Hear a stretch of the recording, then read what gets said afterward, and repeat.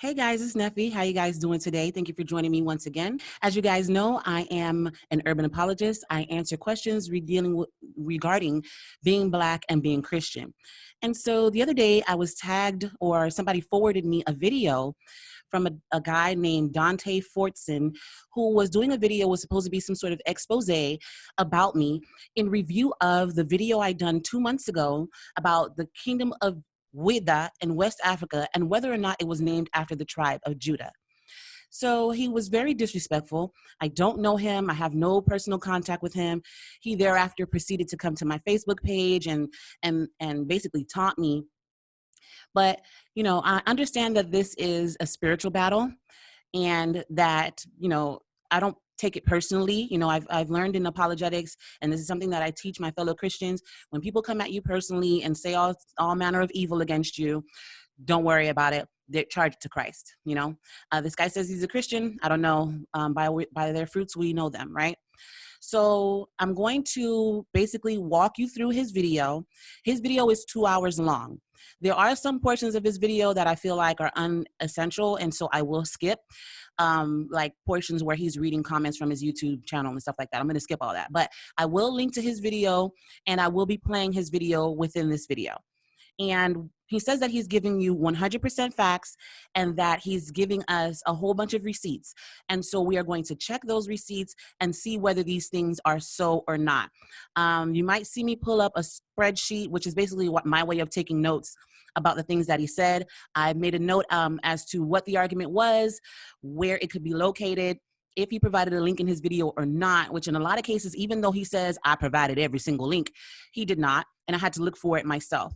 And so this video is not just a response personally to him, although it is. Additionally, it is a response to all of the people, because the video has been viewed quite a number of times, and there are many comments of people high-fiving, hey, yes, put in that work, brother. Yeah, you got it. You know what I'm saying? These urban apologists, blah, blah, blah. Yes, thank you for this information. And he says repeatedly to fact check him in the video. Fact check me. Here go the link. Fact check me. And like I said, he didn't give you all the links, which I'm going to show and prove to you right now. But I know that he knows that most people aren't going to fact check him.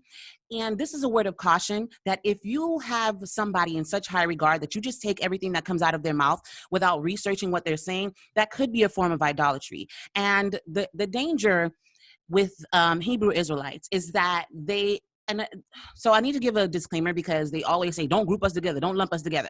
Okay, well, you are a group. So I'm going to have to make generalizations. And I recognize that not all of you believe the same things, and we're going to read about that.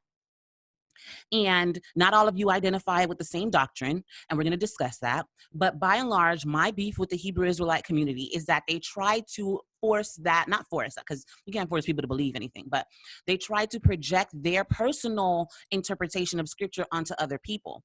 And so if you was to be a Hebrew Israelite on your own, doing your own thing, what do I care? I don't care. What do I care? That's your business. That's your life. You know, you got Europeans walking around talking about, you know, taking melanin shots, calling themselves Black. I don't care. That has nothing to do with me. When you come to my page, try to hijack all of my posts to preach your doctrine, and then tell me that I am somehow denying the Most High God by failing to acknowledge that I am an Israelite, that's where we got a problem, baby. Because that's when I start to ask these questions. How do you know that you specifically are an Israelite? And I have screenshots from conversations that I've had on my public page with different Israelites saying that it is a belief. It is something that they choose to believe. There's no way of knowing for sure that they individually are Hebrew Israelites. So why is you pushing this on me? If you can't prove to yourself that you're an Israelite, do not come beyond your own borders over up in my territory and try to convince me that I'm one. That doesn't make any sense. Beyond that, the issue that I have with them is, again, this is a generalization. Many of them do not respect the deity of Christ. Some say that Joseph was his actual father. They don't respect the Trinity or the deity of the Holy Spirit. He's just some force or an energy. And so, and then a lot of them also put genealogy above grace, genealogy above Christ. They limit salvation only to themselves. And again, this isn't all of them, but this is my beef with them. And this is the danger of them. So they use the identity, the fact that Black people in America and in the diaspora have an issue with trying to determine their ancestry. They use that as an open wound to try to jump up in there and play with it and provoke your emotions and then give you a superiority complex where you were feeling inferior. And we're going to discuss that because it's in some of the material that he put forth. So I don't want to give anything away. I just want y'all to buckle up because we in for a ride. And here we go. I'm going to start sharing my screen here.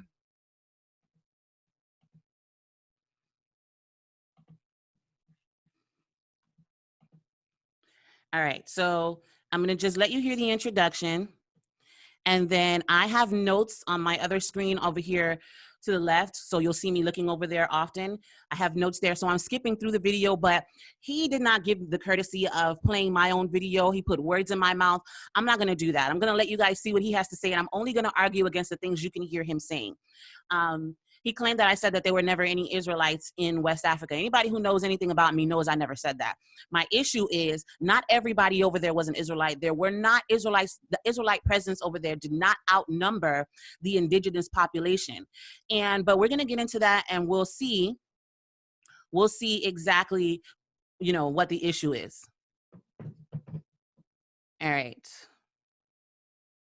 Okay, so let you hear that. Hey, what's up, everybody? This is Dante Fortson here with the Kingdom of Judah in Africa. Damon Richardson and Nefer Nitty exposed as false teachers. So recently, I decided that I was going to go ahead and address the topic of whether or not Judah on the map is associated with the tribe of Judah at all.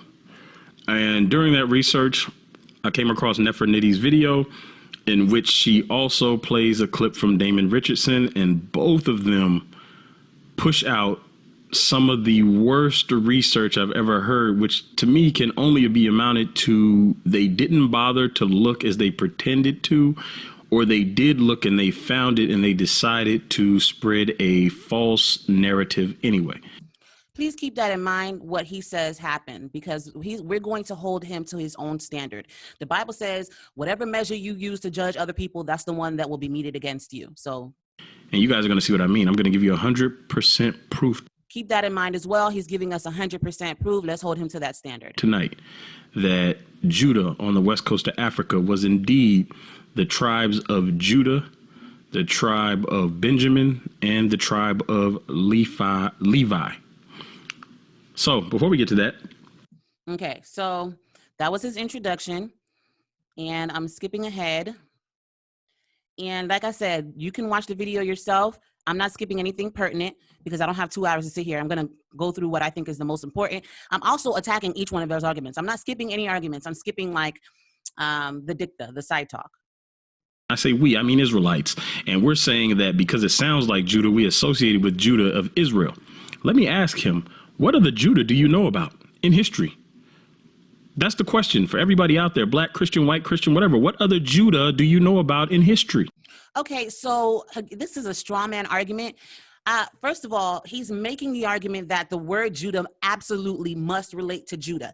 But in my video, I explicitly stated, as a matter of fact, let's go to my video. I had it paused for a different section. We'll go back to 904. But I explicitly stated that the word Judah in the original French and Portuguese means something else. So he's pretending as though there's no other meaning for these words. I'm trying to find the right spot. I don't want to have y'all sitting through extra stuff. Let's see. I think it might be right here. Help is ayuda. It rang with me because it's the same in Spanish. It's ayuda. If you want to say, I need help in Spanish, you can say, necesito ayuda. Necesito ayuda. And again, if you watch that video about the letter J, you'll see how the letter Y and the letter J are pretty much the same sound or pretty much the same letter interchangeably. Okay, so this is important as well, but we'll come back to that. So there is an argument for what the word means, and it does not mean tribe of Judah. So he's saying, what other tribe of Judah is there? But I never said tribe of Judah. I said the word ayuda means something else in a different language. Okay, so now we're going to skip ahead to the next point.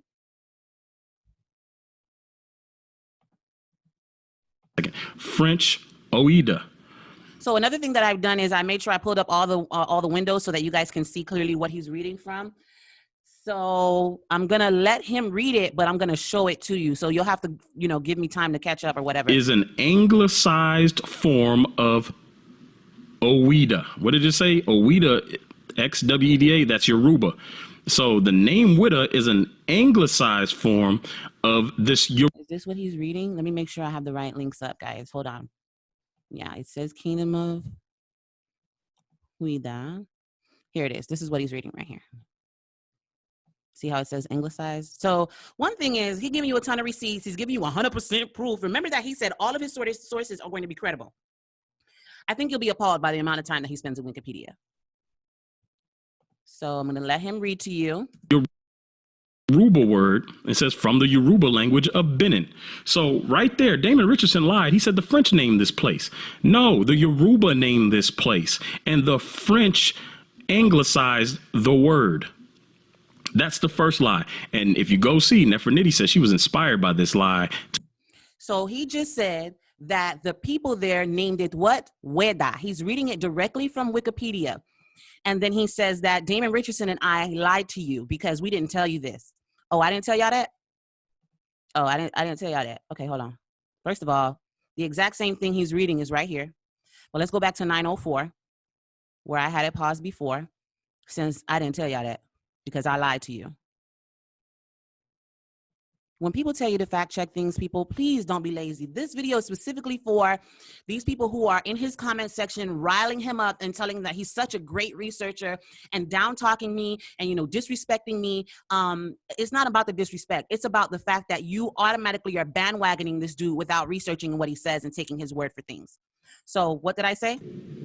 Notice he said, first of all, he took you through the origin of the term. It's Portuguese origin, but really it came from the people there themselves called themselves Xweda.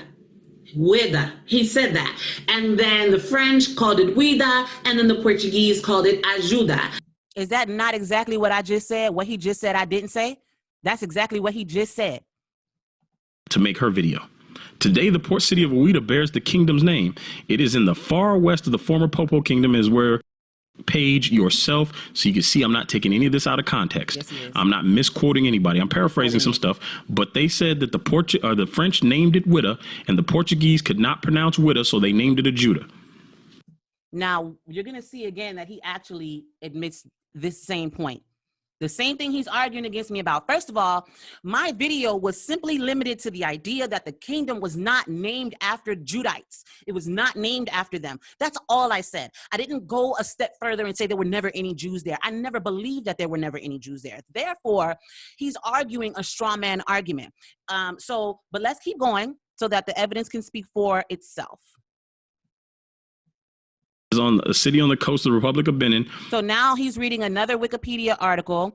He says that all of his sources are in the description. Everything that he supposedly reads is in the description. There's nothing here about Wida or Xweda. Nothing.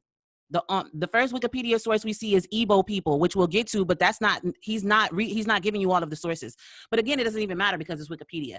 But I just wanted you guys to see that, and I'm going to go to the commune covers an area, and this goes into the area again, but come down here. Now, what's interesting is that right up here it says, in local tradition, Kapase is supposed to have founded the town. This probably happened toward the end of the 16th century. So wait, it's in Africa, and it's founded toward the end of the 16th century, which is the late 1500s. Didn't slavery start in the early 1600s? We're going to connect all these dots. For those of you who have been in my study before, I connect all the dots as we go. So it's founded in the late 1600s, the end of the 16th century, which is late 1500s.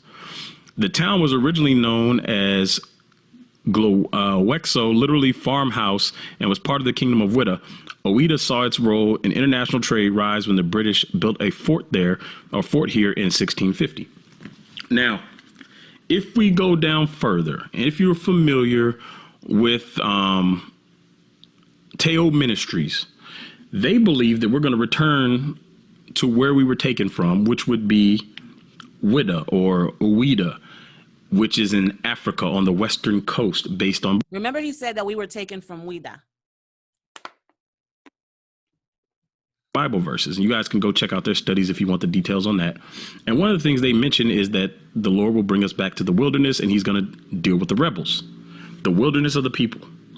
And if we continue reading the history of Xweda, we read this: Xweda troops pushed their way in the African interior, capturing millions of people through tribal wars and selling them to the Europeans and Arabs. By 1716, the massive English slave trade ship Xweda Galley arrived to purchase 500 slaves from King Hafun to sell in Jamaica. The kingdom of Xweda had become the second largest slave port in the triangular trade.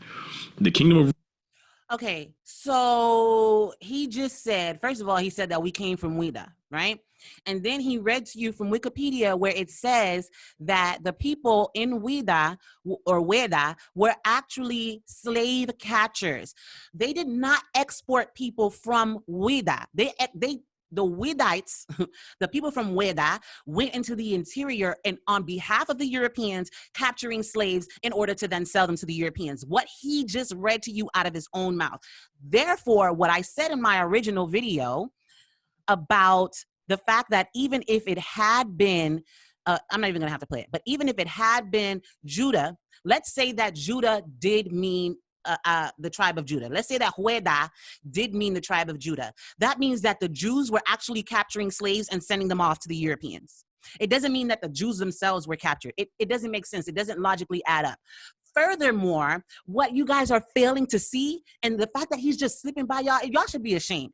It's really disappointing for me to see so many people who call themselves intellectuals and researchers just allow themselves to be programmed by somebody else. Stop doing that. Don't allow people to come up here and read Wikipedia to you and then tell you the exact opposite of what the document is saying. The document actually said that the people of Xweda were capturing slaves, not that they were cargo. Go ahead and read it again for yourself. Additionally,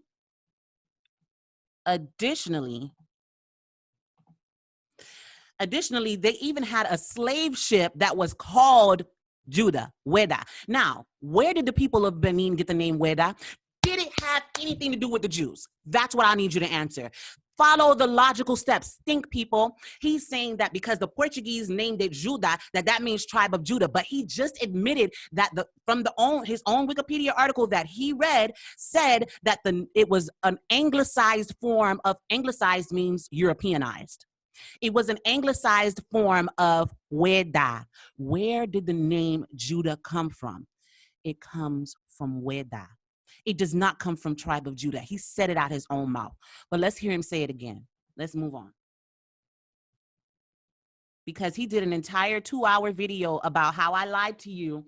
And in the first 10 minutes, additionally in the 15 minutes, he admits the exact same thing that I said. So he spent an hour and 50 minutes arguing about something that I never even it wasn't even my point. You already ceded to my point, sir, in the first 10 minutes of your video. So, but let's hear him say it again, because we already heard him say it at the 10:50 mark when he read from that Wikipedia article. 100 to 1604. So he's reading now from another Wikipedia article. This is Wikipedia article number 3. 3 sources, and they're all from Wikipedia thus far. Another Wikipedia article, Dahomey, which is not found in his description box where he promised that he would give you all of his sources. All of this stuff is he's selling things. All of this is sales. So his sources stop right here with History of the Jews. There's nothing in here about Dahomey, but what difference does it make? Because you can look it up on Wikipedia, and that's what we're going to do. So let's go to Wikipedia once again. Matter of fact, let me press play so you can hear him. And then I'll go back to Wikipedia. Last king, Ben Hansen, was defeated by the French, and the country was annexed into the French colonial empire. He's right here. So remember, the kingdom, remember, the language of Benin, it is Xweda, and then the French came and called it Xweda because they couldn't pronounce the X in it. He just admitted the exact same thing that he said Damon and I were lying about. Let's hear it again. Let's hear it again, because he said that Damon Richardson and I lied when we told you this very information he just repeated. The kingdom of Dahomey, it says the kingdom of Dahomey was an African kingdom located in the area of present day country of Benin that existed from about 1600 to 1604, when the last king, Ben Hansen, was defeated by the French and the country was annexed into the French colonial empire. So remember, the kingdom, the language of Benin, it is Xweda, and then the French came and called it Oweda. I should go back and find what he said. I was lying about that. You can go back and find it. That's what his whole premise was, that I lied to you. That I lied to you when I said that it was originally called Xweda, when the guy who actually lives there told you about his own history and said that our nation was called Xweda in our natural tongue, and then the different settlers came and called it by their ability in their maternal tongue to say Xweda. That's the whole premise of my video. So he's going on for another 150 hour and 50 minutes to try to prove to you that Judah, Ajuda, means tribe of Judah, but he just ceded the fact that it came from the Yoruba language, which said Weda. He never tries to prove to you that Weda means Judah. He never tries to prove to you that the Yoruba allowed some other nation to come into their territory and rename their nation after themselves. So the people of Yoruba, the original people of Benin, of Dahomey, allowed some foreigners to come and set up and rename the town Judah. That's not even an argument he makes because it doesn't make any sense. It's not an argument he makes because he knows he can't prove that. So he's making all of these assertions about all the research that I should have did to prove that there were Jews in West Africa, when that was never my argument. My argument was there were never so many Jews that they renamed the town Judah after the Judites. Take your time, think about it. Stop riding on people's coattails. Stop letting other people think for you. This man sat up here and told you that I was lying, and he ceded to the exact same thing that I said within the first 15 minutes of his video. So what's the rest of this video about? Now, I was not about to, disestablish your entire belief system, but I do think this video is important because Hebrew Israelites, and I use the quotations because, y'all don't like to be grouped, but whatever. You circulate information amongst each other. So when he puts this video out, people are going to share the same little screenshots that he's sharing, and they're going to tell you that it means whatever he said it means when they never researched it. I've had Hebrews send me things in foreign languages that I've had to translate, and then I ask them, or I've had people send me things in French and Spanish, which I can understand a little bit because I speak Spanish, right? I translated them, and I asked them, did you read this in the original? And they tell me no. Did you read before and after it? And they tell me no. So in my Intro to Urban Apologetics course, I have an entire section on an entire lesson or series of lessons on online research, because a lot of our research is done online these days. And I'm going to show you some of the principles that I put into practice when I'm researching what people say. So me being fair, I try to listen to the different arguments that people give, and then I fact check it. When he said fact check him, did you do it? Did you do it before you allowed him to persuade you that he was telling you the truth simply because he said, I'm telling you the truth 10,000 times? Let's go to his map.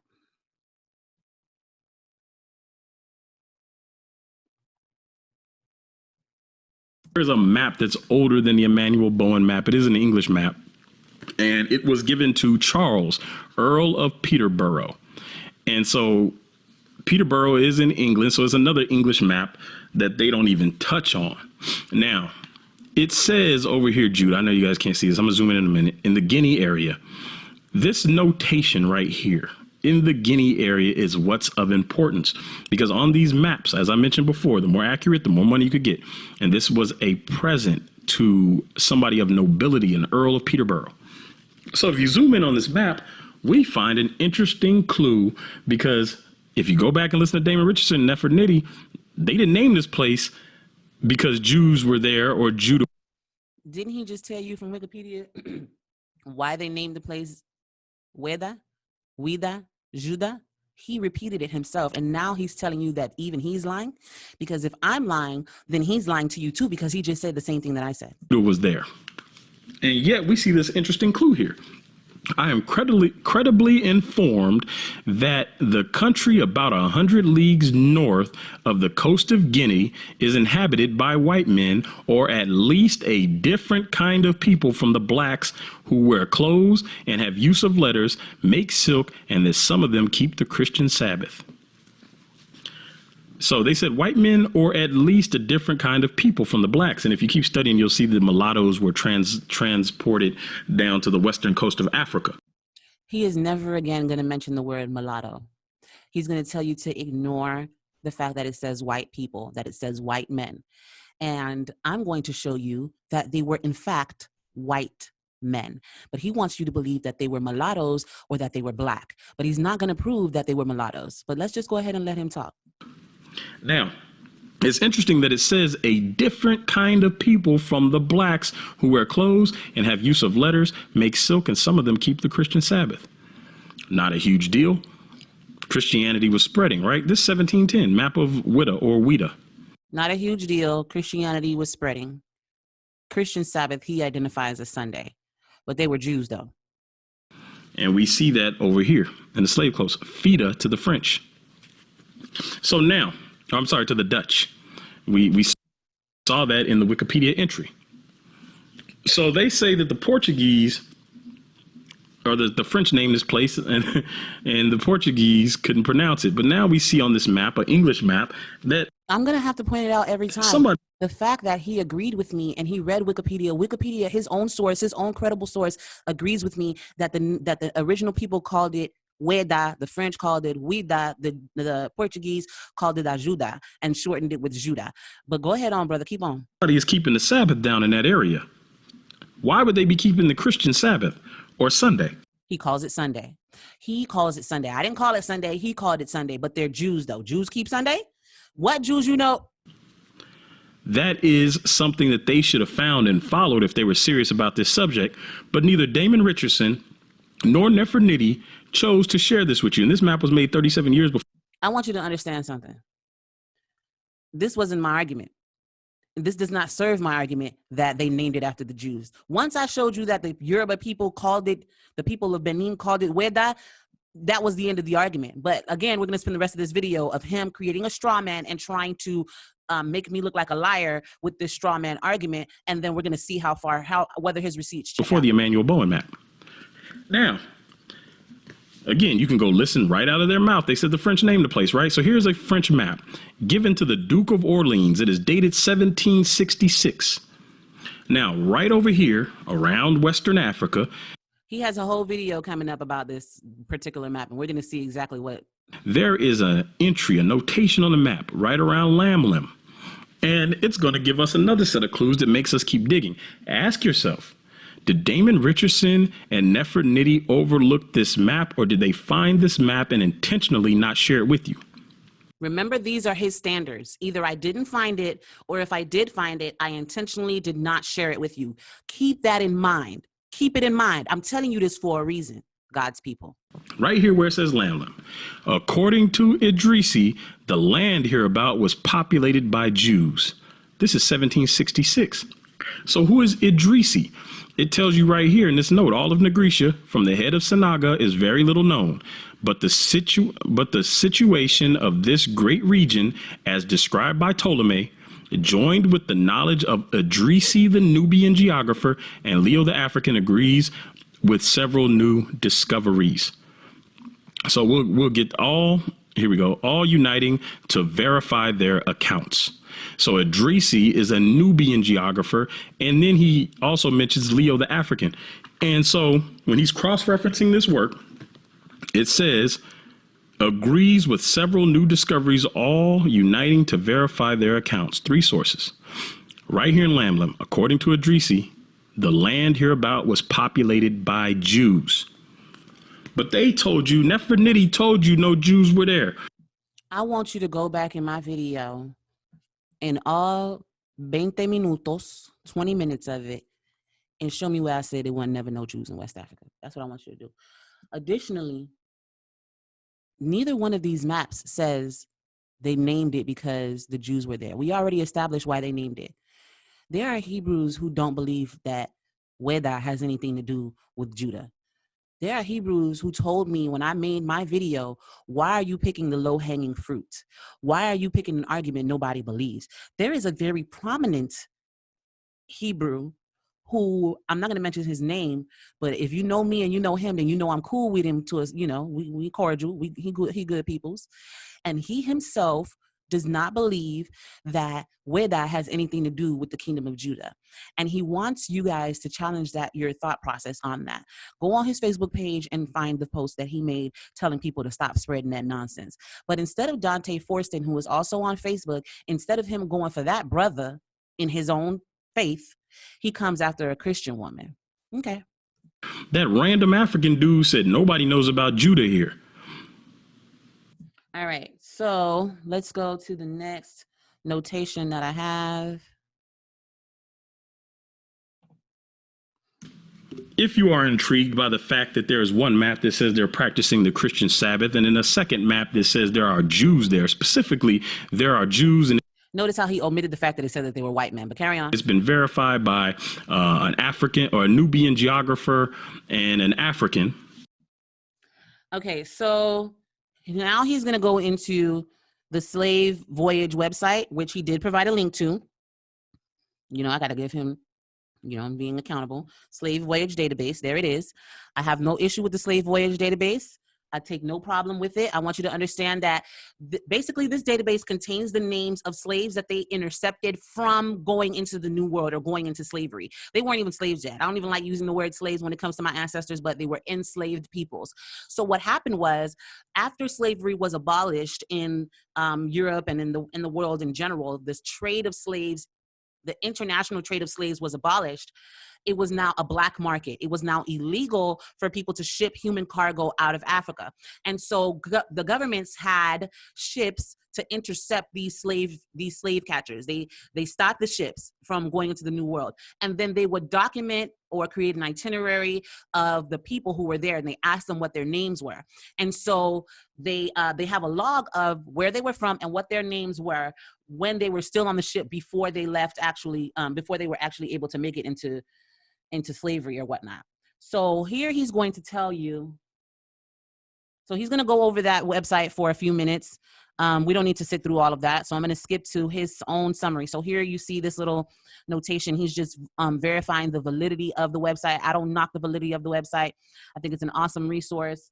Yeah, the website is cool. So let's skip to his own summary. For people who are supposedly not associated with Judah.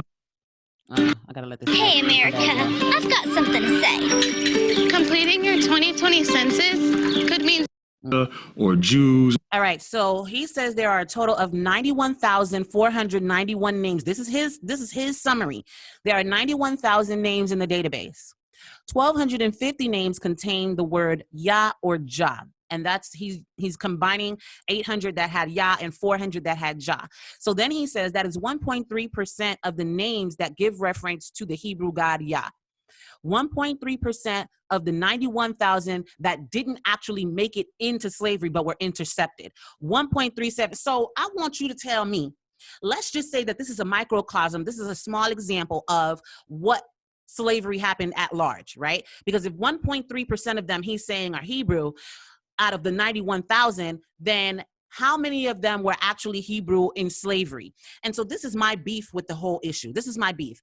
You're going to sit here and use this 1.37% to say that every single one of us is a Hebrew Israelite. If your mama and your daddy came from West Africa, or mother or father, typically they go with father, came from West Africa, that means that you're an Israelite. How do you determine that you're part of the 1.3%? It's a belief. And this is what they told me over and over again. It's a belief system. Matter of fact, since y'all might not believe that this is coming out of their own mouths, when they tell me that it is a belief system, let me stop sharing my screen for a second so I can get into my email and show you. Hold on a second. I'm going to show you what they say out of their own mouths when I question them about how they know they're Israelites.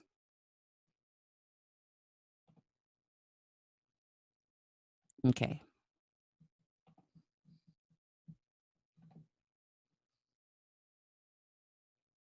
Okay, here it is.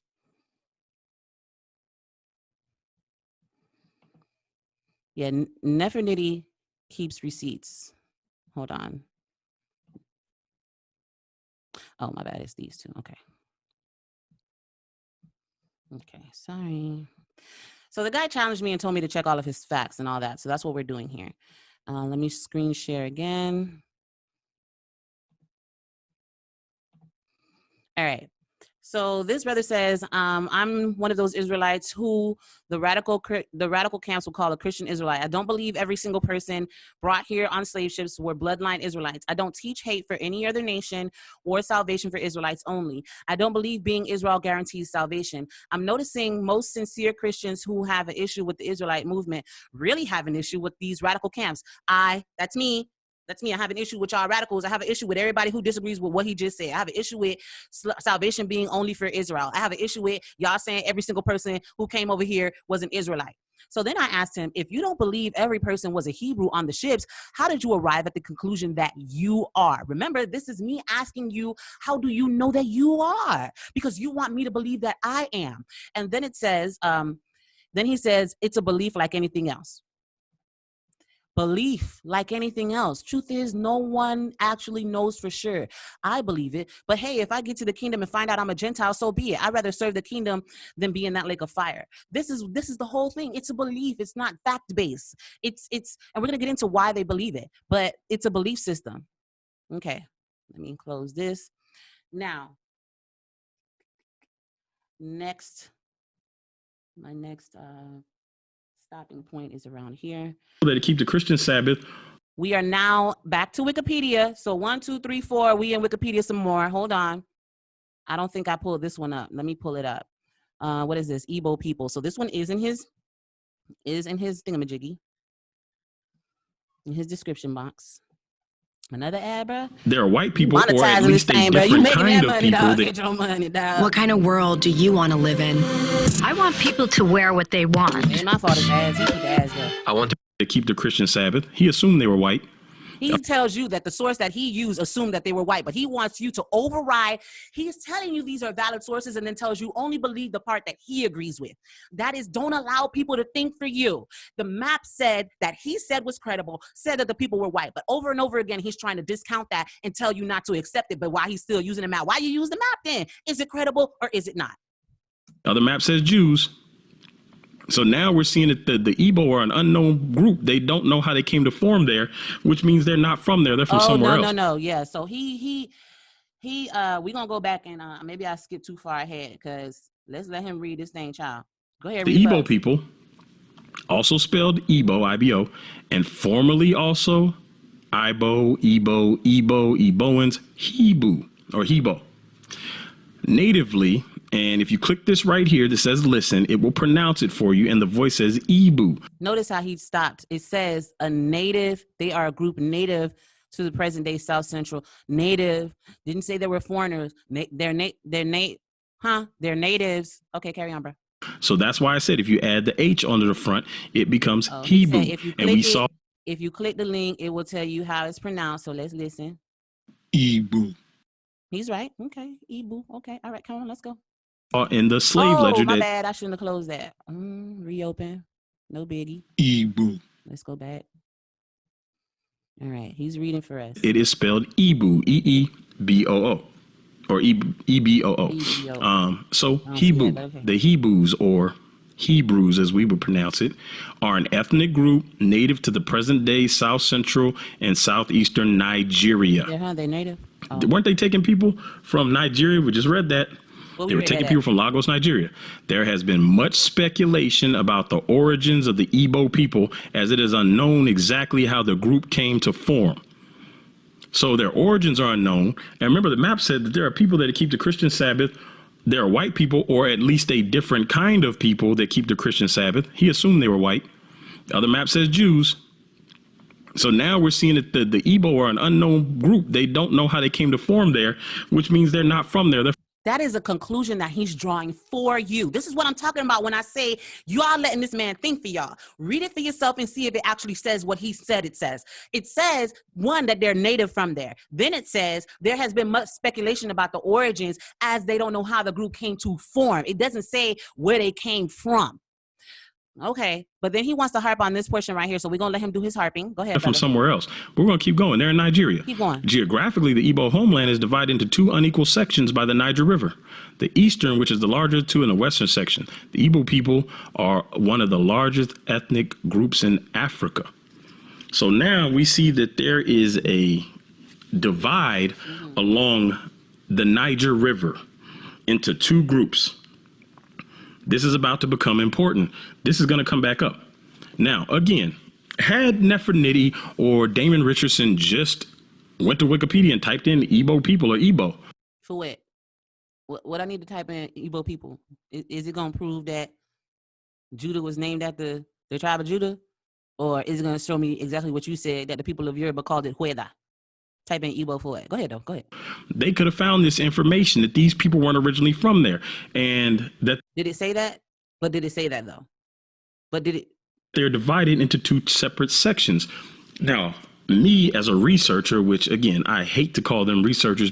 He hates to call me a researcher, but 1, 2, 3, 4, 5 articles he read so far, and all of them was from Wikipedia. Because what they did wasn't research. It was all opinion based on some random dude in a jungle. The researcher in me makes me want to chase down, like, if they're not from there, where are they from?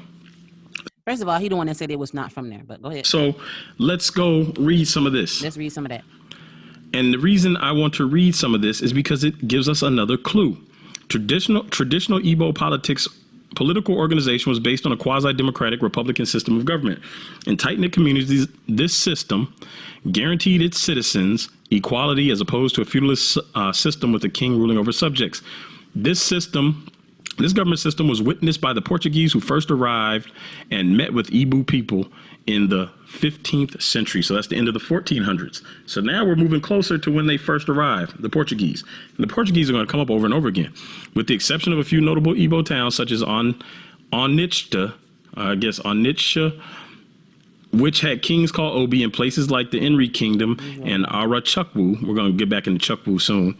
He was the god of the Igbo people. He was the supreme god, which had priest kings. Igbo communities and area governments were overwhelmingly ruled solely by a Republican consultative assembly of common people. Communities were usually governed and administered by a council of elders. Sounds kind of like what they were established in the Old Testament. So notice this pattern. You're going to notice a pattern that anytime somebody does anything remotely similar to a Hebrew, that means they're Hebrew. If you have a form of government where you have no king, you must be a Hebrew. If you, first of all, the Hebrews had a king. I don't know what y'all talking about. But furthermore, if you circumcise, you must be a Hebrew. If you offer a sacrifice, you must be a Hebrew. If you did any one, a combination of those things, you must have come from the Hebrews. But go ahead. Go ahead, brother. So we're going to keep going. You guys can read all the rest of that for yourself. Read that for yourself, y'all.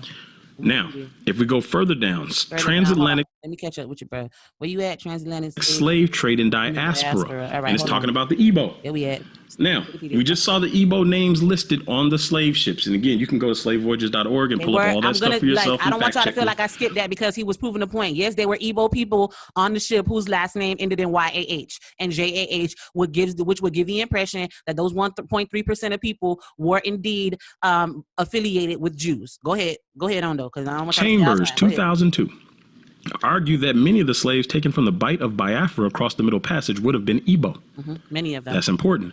So we know Igbos were taken. Again, not proof of anything, not proof that they are Israel at all. Bruh. These slaves were usually sold. He said it, not me. They ain't proof of nothing. It's not proof of anything. But carry on, brother. To Europeans by the Arrow Confederacy, who kidnapped or bought slaves from Igbo villages in the hinterland. Igbo slaves may have not been victims of slave raiding wars or expeditions. Y'all need to recognize, did he ever say that the people who are Igbo were from Xweda? Think for yourself. Don't just be fed what this man is telling you and conclusions that he's drawing for you when you just eat it up. Think, did he ever tell you that the Igbo people were in Xweda? Remember that he read for you off of Wikipedia that the people from Xweda went to the interior and captured people. So which one is it? Are Jews capturing Jews? Was the kingdom of Judah named after Jews? Was the kingdom of Xweda named after Jews who then went into the interior and captured some more Igbo Jews? Are they two different kind of Jews? Come on now, think, people now. conditions, but perhaps debtors or Igbo people who committed within their communities alleged crimes. With the goal for freedom, enslaved Igbo people were known to the British colonists as being rebellious and having a high rate of suicide to escape slavery. Now, this is important because it tells you here that they are known for having certain characteristics, and that's going to come up later, and I'm going to show to you exactly why that's important. But hold on, let me let the brother talk. Go ahead, bro. So if you didn't know it, Michael B. Jordan was talking about in the Black Panther movie when he said, "Bury me in the ocean with my ancestors."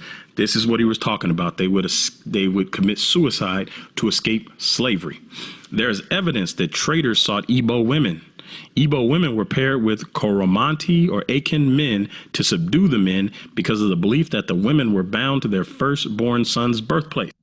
So they have characteristics that they have assigned to Igbo men and Igbo women, as well as characteristics that they assign to the Akan men, because they believe that the Igbo woman could subdue Akan men. Remember, they're attributing characteristics to these people by their groups. So when they say, oh, they knew exactly who they were going to get and what type of people they wanted, nowhere will you ever find that they said that they wanted to get Igbo because they were Hebrews. They wanted to get them because of what they believed their characteristics were.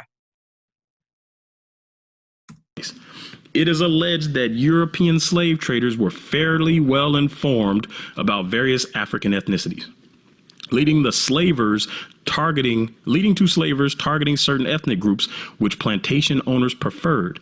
Particular desired ethnic groups consequently became fairly concentrated in certain parts of America. The Igbo were dispersed to colonies such as Jamaica, Cuba, Saint Dominique, Barbados, the future United States, Belize, Trinidad, and Tobago, among others. So now, he's going to give you a conclusion. We see that they were targeted. Mm-hmm. If we go down to that second paragraph there, it is alleged that European slave traders were fairly well informed about various African ethnicities, leading to slavers targeting certain ethnic groups which plantation owners preferred. Now, if you go back to Nefer Nitty's video, she started out the video mocking the brothers and sisters, saying that these people knew who they took. And yet we find here that there is an allegation that the European people, knew who they were taking and they preferred specific ethnic groups. What I said was the people assumed that the Europeans knowing who they were taking meant they knew that they were taking Jews, because that's the assertion that y'all make. He didn't argue against that. He argued against me saying that they knew who they were taking. I didn't say they didn't know. I said that there was no correlation with them knowing that they were Israelites. Go ahead. Oops. So even if those brothers were wrong about whether or not this is Judah, they are right about the fact that these people knew exactly who they were taking. And Nefer Nitty mocked that. All right, where are we in the video? Damon Richardson, I didn't hear him mock that because I didn't hear his entire speech. Okay, however, he does mock the fact that these brothers associate this with Judah. So we're going to keep going. Hold on, guys. Now, that's important that they desire specific ethnic groups. So he's pulling up another source. Let me stop sharing for a second because I need to fix my windows because I didn't mean to pull that out and it's going to cause confusion for me. So give me a second. All right, let's put this back over here.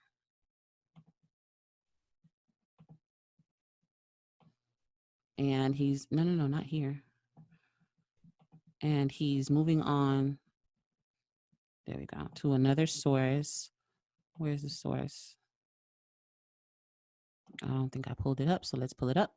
All right, it is in his description, so I think this one is in the description. University. Oh, let me share the map. Let me share the screen with y'all again. Hold on.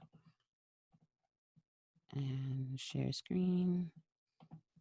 All right, let's go back to that. And then, is it in the description what he's reading? Yeah, there it is. Okay. So I'm going to show you his video so you can know that I'm pulling up the same pink document that he has open, Igbo People Origins and History by Catherine Slattery. Igbo, so this is the same, okay? So I'm going to let him read to you. Before we get back to that part, we're going to talk about the fact that they aren't from there, right there. There's much speculation about the origins of the Igbo people, which he says means they're not from there, but go ahead. As is unknown exactly how the group came to form. This is taken from the University of California, Riverside. Now, here's the source from the University of California, Riverside. This link is in the description. You can read this for yourself. This is a paper. It says, let me back up. This project was completed under the direction of Dr. Leon Litvak as a requirement for the MA degree in Modern Literature Studies in the School of English at the Queen's University in Belfast. So we have names and credentials we can look up. This is another university. We can look up the credentials of Dr. Leon Litvak, but this person was a student. So those of you who, again, when we talk about online research, a lot of times universities allow their students to use the platform to publish materials because publishing materials is often a requirement for graduation. And so they allow them to get some sort of experience with putting public information out there as a result of their research studies. So but this person is studying for the MA degree in modern literacy. That's just something that I wanted to point out just so you guys can know the difference. But go ahead on. Document. So if you have a problem with what this says, take it up with them. It says Igbo land is the home of the Igbo people and it covers most of southeast Nigeria. There's Nigeria again. This area is divided by the Niger River into two unequal sections, the eastern region, which is the largest, and the midwestern region. The river, however, has not acted as a barrier to cultural unity. Rather, it has provided an easy means of communication in an area where many settlements claim different origins. The Igbo are also surrounded on all sides by other tribes, and it gives a list of tribes. Now, this is the important part where the Wikipedia article drew from. Now, the origin of the Igbo people has been a subject of much speculation, meaning they don't know where these people came from. And it is only in the last 50 years that any real work has been carried out in this subject. Like any group of people, they are anxious to discover their origin and reconstruct how they came to be how they are. This is very important, and it's something that's going to come up again in his own sources. So it says that they are anxious to discover their origin and reconstruct how they came to be how they are. It's really moving, some of the stuff that I'm about to show y'all. I really hope that you're paying attention. You know, some of us, when we watch things, we let down our guard and our brain goes into receipt mode and we allow it to override our thinking barriers and our scrutiny barriers. Do not allow anything I say or anyone else to override your scrutiny. Think actively, pay attention, actively engage, and scrutinize the information for yourself and see whether this brother is telling you the truth, the whole truth, and nothing but the truth. Go ahead on, bro. Their experiences under colonialism since Nigeria's independence have emphasized for them the reality of their group's identity, which they want to anchor into authenticated history. They want to anchor their group identity into authenticated history. This is his source that he got from Wikipedia, which I don't mind, you know, pulling up Wikipedia and using a different source, but don't just read off of Wikipedia itself. And the reason why you shouldn't be reading off of Wikipedia is because it is contributor based. So people can just go on there and type whatever. For all I know, all of these articles could have been revised or written by Hebrew Israelites who have the agenda of trying to paint a certain picture, but I'm not saying that they did because it actually argues against him. Again, in the first 15 minutes of the video, he already said that he agreed that the people of Benin called it Xweda. So all this other stuff we're talking about is irrelevant. However, when you read Wikipedia, as I'm teaching in my course, you don't just read Wikipedia because people often don't know how to differentiate between fact and opinion. And so they'll give you facts and then offer their opinion and they assert it on the same line as though it were fact, just like the rest of the things that he's been saying. He says that there's speculation as to their origin. That means that they're not from there. So he's giving you his opinion blended with the fact, and then you allow that to register for you as though the whole piece were fact. So again, you don't just read Wikipedia because anybody can go on there and add stuff and revise stuff and challenge what other people have put up there. It's a community-based resource. But you can go back to more credible sources that are often cited in the Wikipedia articles, and then you have to go through scrutiny in determining whether that outside source is credible in and of itself. But okay, carry on, brother. Now, one of the things you will find among many of the people who identify as urban apologists, so Christians, right? Not all Christians, mostly the urban apologists, they have tried to demonize us looking into our identity. Why is that? They don't demonize people who say they are French. They don't demonize people who say they are Portuguese or Italian or Latin or any of this other stuff. They don't demonize these people. But anytime a black person So I'm letting you continue to listen to this. I'm not going to defend myself because I've never demonized anybody for anything. So I'm just going to go ahead and let you guys hear what he has to say. And I want you to see that he's done reading this article and he's going to move on to another one. That's the whole reason why I'm letting him rant right now. Says they're anything except Cushite or African or Black American or African American or Negro. They attack us. They say, well, you're giving up your salvation for ethnicity. That's a lie. Because if that's the case, then every French person is going to burn in hell for giving up their salvation for ethnicity. But they. Okay, I do want you guys to understand something though.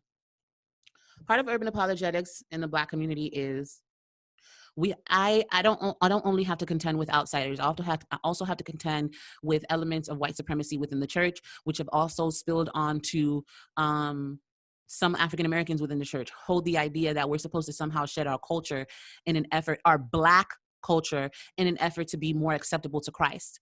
They pervert the verse there that in Christ there's neither bond nor free, Jew nor Greek, male nor female, and they say that that's supposed to mean that we have to abandon our Blackness, but they don't ask us to abandon our gender. So part of my mission is my tagline is Christian Black woke. At the end of the same video that he played, or he didn't even play it, but at the end of the video that he is arguing against, I give you my tagline. Hold on, in case you don't believe me. It's their version of Xweda, Ayuda. Stay Christian, stay Black, stay woke. I want you guys to understand that being Black and accepting your Black identity is a big deal to me. And I don't demonize anybody for accepting their identity. Once again, the issue is you trying to force that identity on me of being a Hebrew Israelite without the sufficient facts. But go ahead. They won't say that. They will only say it to Black people. They would say we're putting ethnicity above Christ. But they don't say that to anybody that's Irish. They don't tell them not to celebrate their Irishness or call themselves Irish Christians. See, they only do that to Black people because they hate their own. And when I say they hate their own, I'm talking about the Black urban apologists specifically. It's a given that the white urban apologists hate any Black person that thinks they're chosen. But the Black urban apologists, who I don't get, they are such self-hating Black people that they will try to say we're going to hell for simply looking into our identity, but they don't say that about those imposters over there, the synagogue of Satan. It's just they don't do it.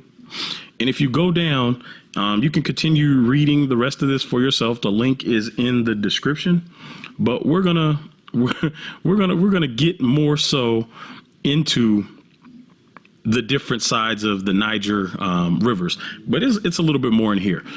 So anyway, he moved on. I just wanted you to see that he moved on without reading the rest.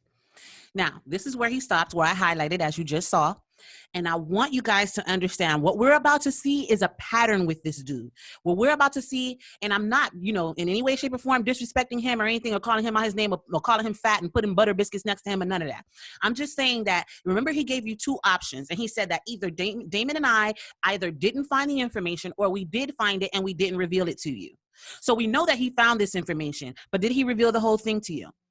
Now, his whole thing was, remember how I told you, he offered his opinion of what it means that they're trying to rediscover their origins, that means that they're not from there, right? So, but is that what the author of this same article that he cited, is that what they are saying?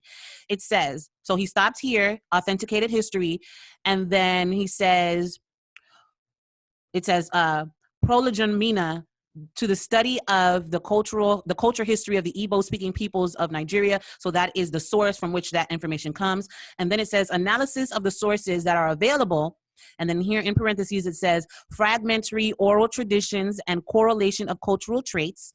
So these fragmentary oral traditions and the correlation of cultural traits have led to the belief that there exists a core area of Igbo land, and that waves of immigrant communities from the north and west planted themselves on the border of this core area as early as the 9th century.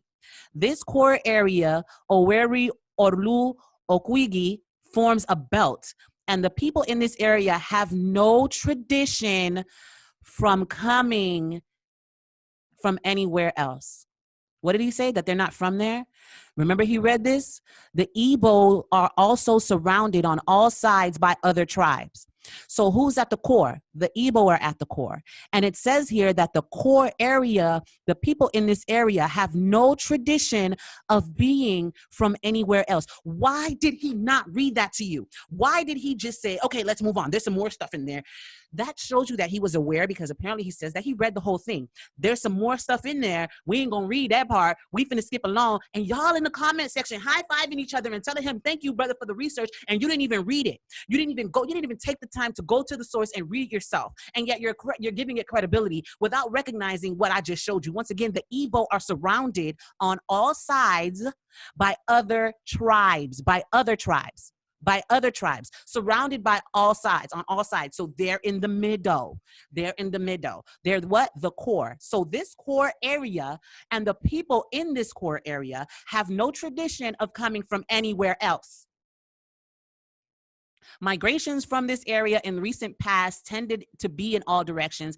And in this way, the Igbo culture gradually became homogenized. So the people in the core spread out, not people from the outside came in, because the people in the core were surrounded on all sides by people from somewhere else. But he's telling you that the Igbo in the core are people that came from somewhere else because speculation as to their origin. Come on, man. Y'all gotta stop doing this. This is how we're getting swept up into false doctrine and false theories and false genealogies. What Christ said are a waste of time anyway, because they distract from the gospel of grace. You guys are frustrating the gospel of grace by sitting up here and creating these fabrications. And now this next source that we're about to get into is gonna break it down even more for you. If you did not pray before you watch this video, I suggest you take a moment and do so right now, because your belief system may be rocked and shocked by what you're about to see your own brother do. So he moved on to a document entitled The Proto History of Igbo-Jewish Identity. Let me let him introduce it. Let's move on from there. The Proto History of Igbo-Jewish Identity, 1890 to 1970. And again, all these links are in the description. You can check me for yourself. It cuts off here, this page 41. As a generalization on a whole community by assuming that they... It cuts off here, just page 41. First of all, where did this come from? Remember, he said, I gave all my links in the description box. I gave all my... Matter of fact, I could pull that up right now where he said that, but I ain't going to do it. But just he said that several times. I gave all my links in the description box. Where the link at? I'm going to go slow.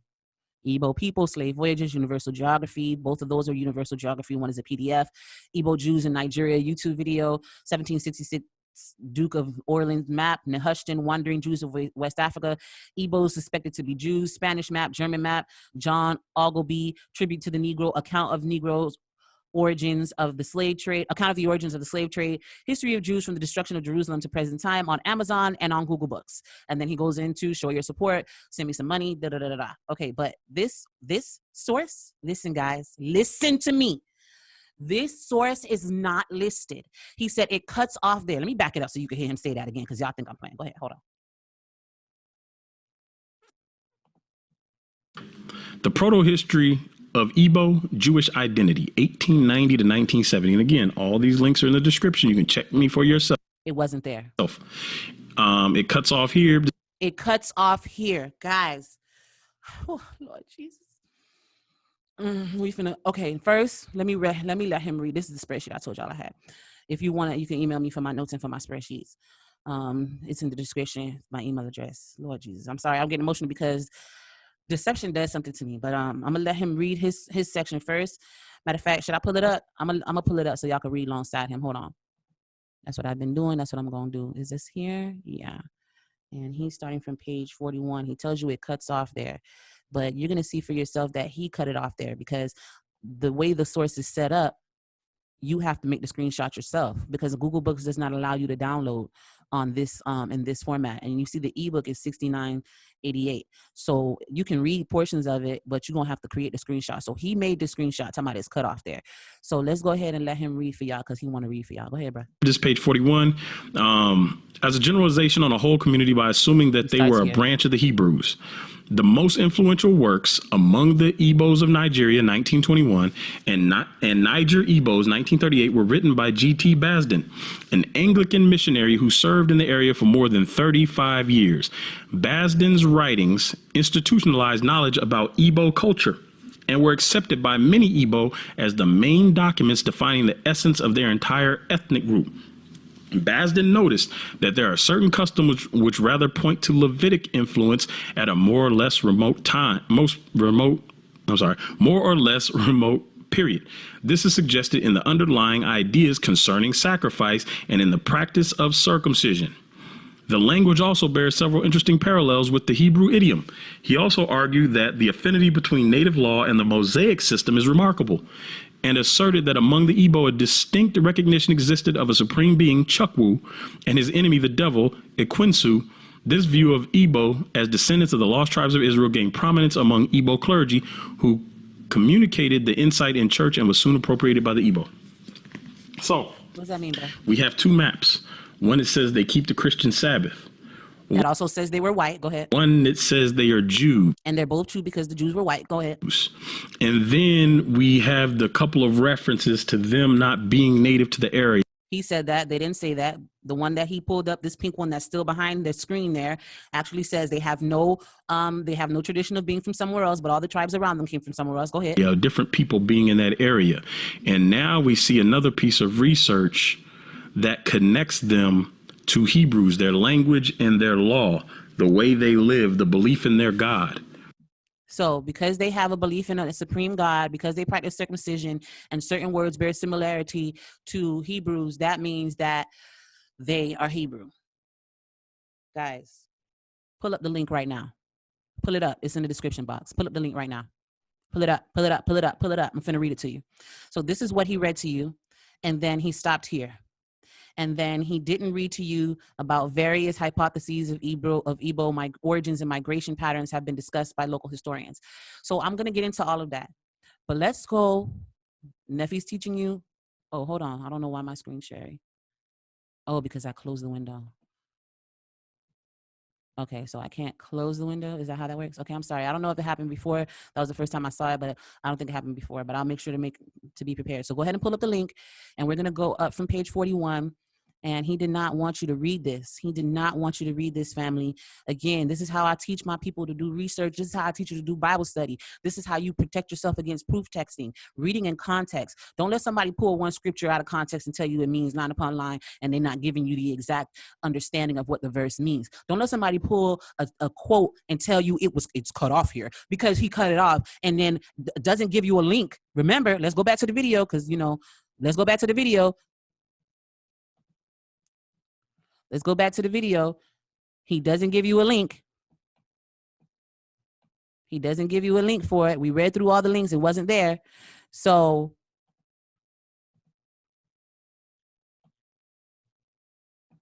he didn't want you to read this, family.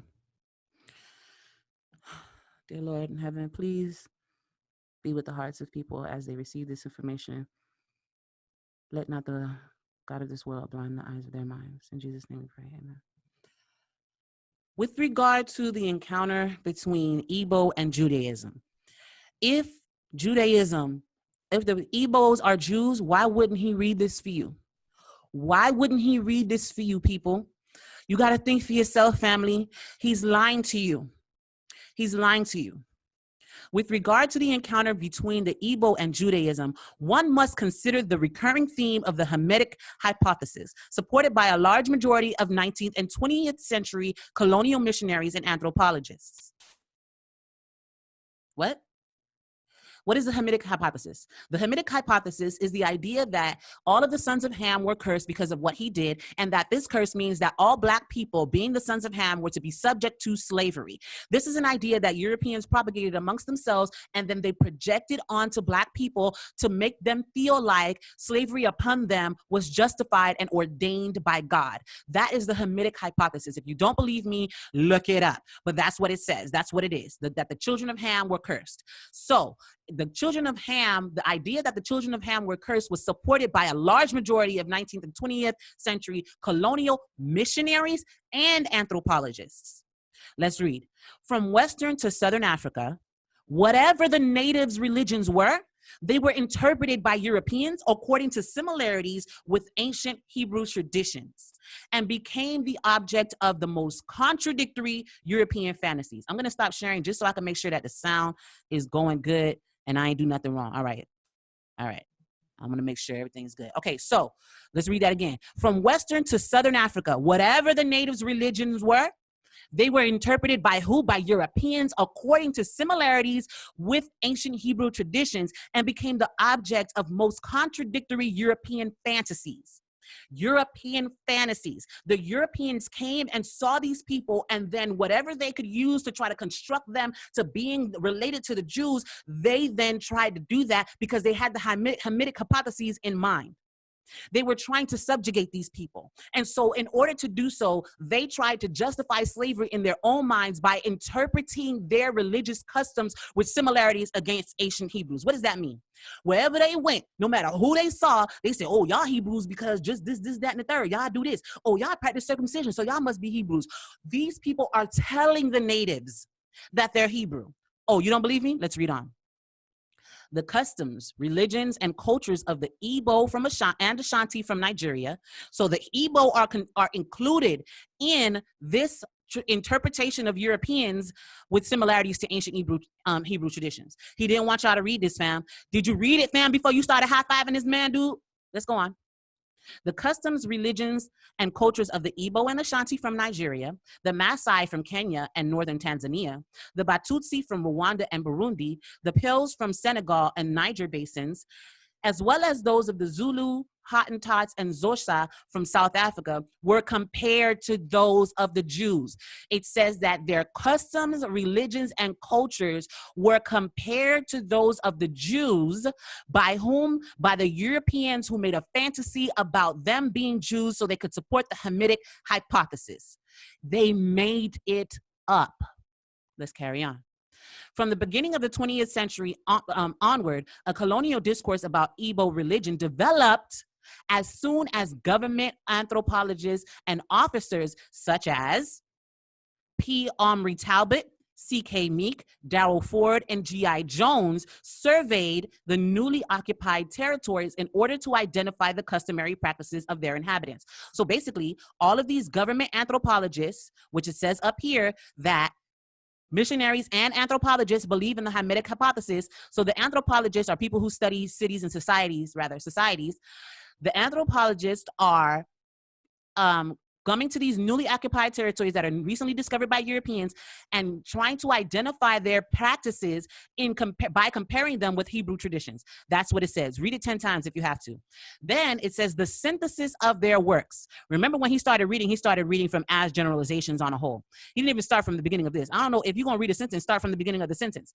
It says the synthesis of their works characterize local features of some societies as generalizations on a whole community, by assuming that they were a quote unquote branch of the Hebrews.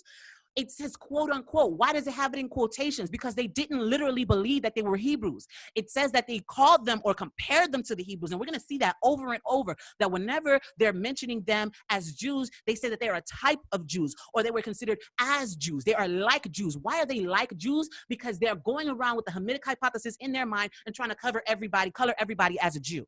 Come on, family. Stop letting people deceive you. God gave you an intellect and a mind, and this guy says that he gave you sources, but he did not. But it's available online. I gave you the link. God wants you to use. Come, let us reason together, family. Reason for yourself. Use the God-given intelligence that you have been blessed with. Stop letting people perform hypnotism and overriding your thinking and thinking for you. Stop doing that. Stop it. Now we can put this sentence in its proper context. The most influential of which works? The synthesis of their works. Who is there? The anthropologists, the government anthropologists. So they wrote about their European fantasies of these people being compared to the Jews, and the most influential of them was Basden. Excuse me, I'm so sorry. The most influential works among the Igbos of Nigeria and Niger Igbos were written by G.T. Basden, an Anglican missionary. He was an Anglican missionary. Why is that important? Because colonial missionaries and anthropologists had the Hamitic hypothesis in mind. Let's go back. So he is one of these Anglican missionaries who had this hypothesis in mind. He served in the area for more than 35 years. Basden's writings institutionalized knowledge about Igbo culture and were accepted by many Igbo as the main documents defining the essence of their ethnic group. He institutionalized the writings. He came up with the Hamitic hypothesis by comparing these things and then saying, oh, you guys must be Jews. And then it says that it was accepted by them after he drafted it. Let's go on for further clarification. Basden noticed, because of his Hamitic hypothesis, that there are certain customs which rather point to the Levitic influence at a more or less remote period. This is suggested in the underlying ideas concerning sacrifice, because they sacrifice and because they have parallels with Hebrew idiom. Now here it says that he also argued that the affinity between the native law and the Mosaic system is remarkable, because he has the Hamitic hypothesis in mind. And he came up with the idea that among the Igbo, a distinct recognition existed of a supreme being. So if you have a supreme being, that means that you worship the Most High. So I guess the Greeks who worship Zeus as their supreme being, I guess they were Jews too. And of his enemy, the devil. So if you have a supreme being and you have a devil, you must be a Hebrew. This view of Igbo as descendants of the lost tribe of Israel, pay attention, gained prominence among Igbo clergy who communicated the insight in the church. And it was appropriated by, you know what cultural appropriation is? Is when you take on the identity and aspects of another culture as your own. That's what people say when they see European Americans wearing braids and hoop earrings. They're appropriating our culture. It says that they appropriated it. So let's follow again. I'm trying to take it slow. I know this video finna be long, but his video was 2 hours. So y'all got to give me some grace. Y'all got to give me some room to work this now. So it says here that Basden wrote it down. He institutionalized the knowledge. He made an institution out of it. That's what institutionalized means, right? And then it was accepted by many Igbo, not by all Igbo, but by many Igbo, as the main documents of the essence of their ethnic group. Now we're going to read some more, and it's going to tell you why they would accept what this man was saying.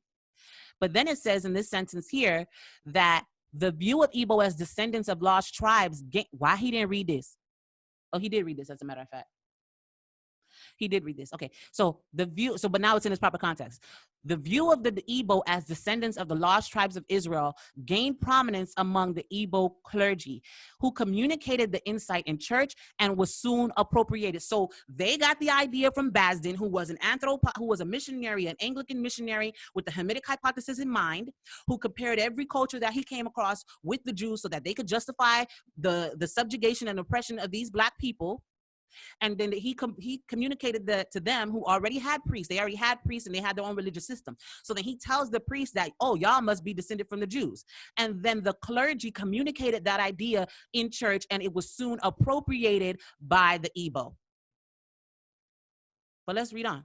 So he skipped all of this, where it says that various hypotheses of their origins and migration, he cut this out, have been discussed by local historians such as Zayn Origi, Iafigbo, and Ishi. She has a book out, Ishi. You might want to see that. Okay.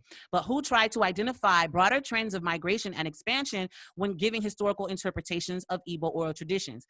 Legends of origins, even if they widely differ throughout the Igbo area, play a fundamental role in the self-definition of Igbo societies and villages.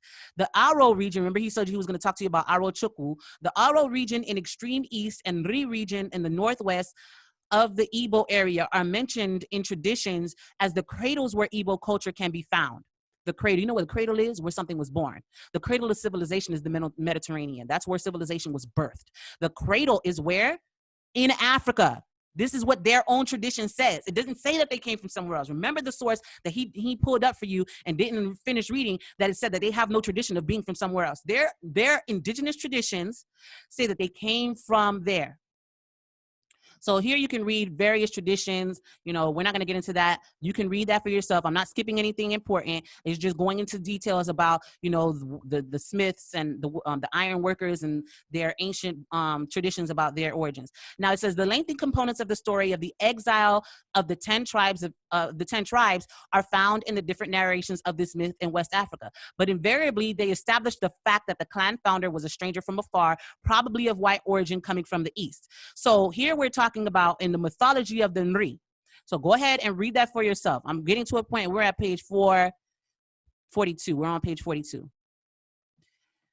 Let's go on to it because this video is very long. I want to get to some stuff I want you to see, but this is a habit. Let's see page 40. I think it's in page 43. Okay.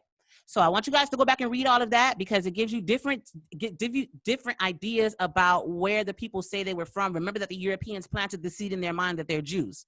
So it says, if we take into account the sources showing that Jewish traders and caravanners did indeed crisscross the Sahara, one can imagine how a repertoire of religious ideas about African Jews might become part of an alternative tribal history among the Igbo.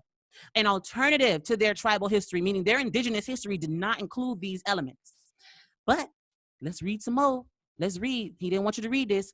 From what has been said in the preceding paragraphs, it has become clear that Igbo identity was defined by divergent cultures, dialects, interests, and aspirations. Given the extent and diversity of people involved by the term Igbo and the decentralized character of Igbo society, the loss of their own religious traditions and spiritual heritage contributed to an uncertain self-image among the Igbo people. They didn't feel, remember he himself said they're trying to anchor their history in something that is tangible. He read that for you. And now it's saying the same thing in this article. Well, this is a book, African Zion Studies in Black Judaism. The ebook is $69.98. It says here that given the extent of diversity and the decentralized character of their society, the fact that they lost their religious traditions, and their spiritual heritage contributed to an uncertain self-image among them. This is important, people. They felt like they didn't know who they were. Does that sound familiar? At this early stage of Igbo ethnogenesis, or the beginning of their culture, the cultural elements of the Old Testament spread by Christian missionaries influenced the formation of the cultural framework upon which Igbo people could search for a shared history and perspectives. It says the Christian missionaries gave them this idea that they were Israelites. It says this early stage of the Igbo ethnogenesis, the cultural elements of the Old Testament spread by who? Spread by the Christian missionaries. The Christian missionaries influenced the formation, the beginning, the creation of the cultural framework upon which the Igbo people could search for a shared history and perspectives. Identification with the mythical fate of the Hebrew people was enticing for the non-centralized Igbo societies and cultures, which did not own a common history or a common language. Why didn't they own a common history? Because the central group was from there. All these other groups came and surrounded them. People started moving from the inward out. And then nobody had an idea of they wanted to be one people, and they were decentralized, and they lost their customs by mingling with each other, and they wanted to have a sense of unity and a sense of history. And so it says that they identified with the fate of the Hebrew people. It was enticing for them to identify with the fate of the Hebrew people that was introduced to them by Christian missionaries. The appropriation, remember what cultural appropriation is, the appropriation of Hebrew history and the creation of a larger community by Igbo people, ostensibly out of numerous local ones, led them to a search for origins that gave them back a common past and allowed them to overthrow colonial racism's hierarchy of values. As for the Black Jews movements, which emerged in the United States in the 19th and 20th century, identification with the biblical nation of Israel assumed allegorical and metaphorical significance. The colonized Igbo believed themselves to be the oppressed Hebrews of the Bible and projected their own lives into the narratives of Israel's formative history. It is summarized. The history of the Igbos of Nigeria can be said to be a replica of that of the Jews in the Middle East. The earlier narratives regarding the cultural similarities between the Nigerian Hebrews or Igbos and the world Hebrews shows the events of their lives as Jews or Hebrews in exile in Nigeria were also predicted by God and recorded in the Bible. The Igbos in Nigeria also witnessed the truth of God's curses on the Jews' persecution and hatred, victims of genocide, victim of slavery. So it says here that they drew parallels with their own experience to what the Hebrews experienced, as was told to them by the Christian missionaries who had the Hamitic Hypothesis in mind. So the missionaries told them, look, your lives are similar to the Jews. Y'all have some concepts that are similar to the Jews, and they appropriated it. The clergy passed it on to the people. It doesn't say that this was an ancient tradition. It talks about their ancient traditions. And then after they got this idea from the missionaries, they started blending it with their ancient traditions and created a new theory, a new cultural ethnogenesis about themselves. This is what it says. This is the source that he used. This is the source that he screenshotted and said, it's cut off right here, page 41. I'm scrolling up so y'all can see the whole thing that I went down, and I did not change my screen. This is the same screen. This is the same book, The Proto History of Igbo-Jewish Identity, that he did not want you to read. And then it draws a correlation between that and the Black Jews of America. It's the same issue. They were decentralized. They had no common history. They needed a sense of identity. They compared themselves to the Jews. In their minds, they became the Jews. That is the Hebrew Israelite movement in a nutshell. Don't take it up with me if you have a problem with it. Take it up with him because it's his source. So, Western writings intertwined with oral traditions, that's what I just told you, put in position the methodological foundations for how the pre-colonial history of the Hebrew was going to be perceived and written. A prominent group coming from elsewhere who penetrates Igbo land and spreads its culture. By emphasizing the role of a unique God described in terms that are essentially Christian and speculating about outside origins and practices, it helped to establish external influences and interactions on regional history.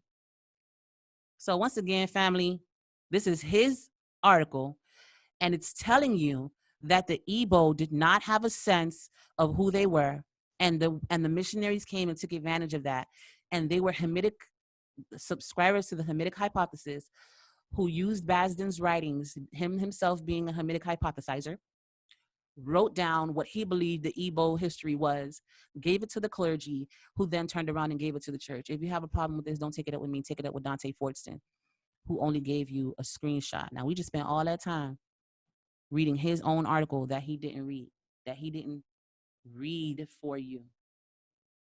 So let's move on. We only have minute 45, child. Go ahead on, brother. These are being compared to Hebrews, that they are a branch of the Hebrews. So Lying to you. let me ask you, do you think Damon Richardson did not find this? Remember, hold him to his own standard. Or do standard. you think that he found this and didn't tell you? Hold him to his own standard. Did I or my brother Damon Richardson not find this? I wasn't looking for it. Did he not find this? Even when I did read this, it had nothing to do with my assertion that the Xweda was a name from the Yoruba people. So remember, hold him to his own standard. Did Dante Fortson not find this, or did he hide it from you?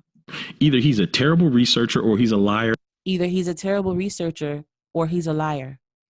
Either he didn't read before and after this, or he only gave you the screenshot that would be self-serving to give you a portion of the truth, to persuade you to believe that your genealogy is more important than your salvation, or even if he doesn't believe that, to believe that you are a Hebrew, to give you a sense of self-worth that apparently you can't find in being Black and Christian by itself. And a deceiver. There's no middle ground here. Because you guys There's no middle ground. Hold him to his own standard, family. see how much stuff I'm digging up, and I'm See what he's digging up. He's digging it up. just digging based on what I find. So now we have a connection to the Hebrew. Same thing with Nefer Nitty. She based her research on Damon Richardson's lie. And then she... The lie that the Benin called it Xweda, the French called it Xweda, and the Portuguese called it Juda, which he already admitted at the 15-minute mark. added in some random dude from Africa. And these are their sources, and this is all they require, but from us, they require the most. So I'm going to keep doing it. What This is why I require the most, because I can't trust what y'all give me. But go ahead. I'm going to do is bury them under a pile of evidence. He's going to bury you under a pile of what he calls evidence. All these sources, Wikipedia on the screen right now, Wikipedia, the Igbo people origins, which he omitted a sentence from, and then this screenshot that he gave you that left out everything that I just read to you. This is the burying that he's doing. Go ahead. And so when they say they couldn't find all this evidence, it's going to sound dumb to you. It's Remember, he didn't give you the link to this. I had to give it to you. not going to sound believable at all whatsoever by the time I'm done with this. And I told you I'm going to get a lot of use out of this. So let me show you what history tells us. What kind of world do you want to live in? I want people to wear what they want. We back on Wikipedia. Hold on, let me make sure I got it up still. Igbo people. Igbo people. Persecution of Igbo. Okay, I think I have to pull that up. Oh, there it is. Go back. No, okay, so let's, oh, there it is. Okay. All right. He's back on Wikipedia. Igbo people. We're gonna come back to there. I told you we was about to get into some stuff. Get into some stuff, brother. So here's another resource. This comes from the University of Michigan.edu. Okay, so let's pull that up so you guys can see it alongside him because I think it's clear on my screen. Africa being an accurate description, so you can see that this is the same thing. I'm gonna let it play it a little bit for a second. See the little red boxes? Not contact me if you have a problem with this. Contact the University of Michigan. Get on the phone with them, record it, do whatever you got to do, and tell them to update their information. This is taken from Africa being an accurate description of the regions: Egypt, Barbary, Libya, and Billigerd, the land of the Negroes. Okay, so is that the same thing you have up, Nephi, or are you trying to pull a fast one? Nope. Africa being an accurate description of the regions: Egypt, Barbary, Libya, Beauregard, and the land of the Negroes, Guinea, Ethiopia, and the Abyssines. That's what he's going to tell you. And then I'm going to go back to this screen. Guinea, Ethiopia, and the Abyssines. It's a long old title. As y'all can see, this is like the longest title in the history of the world. Anyway, it was written by John Ogilvy, who lived 1600 to 1676. See that right here. Now, I only put up page 1 so you guys can see the source, see where this is coming from. The link is in the description. You can go verify my contacts. This doesn't come from some random dude in Africa giving you his personal knowledge. You can go read this. I still think that's the funniest thing in the world, that they use some random dude in Africa as a source, and you can't even fact check this dude unless you really go do some research. So right here. Now, remember, Damon Richardson and Nefer Nitty couldn't find this for you. They didn't want to share it, or they couldn't find it. You be the judge. If you get to page 34, it's an interesting first paragraph. Okay, so let me go down to page 34 for y'all, family. Let me go down to page 34 so y'all can read alongside him. You can see that the source is actually the source. That's 14, 15, 17, 18.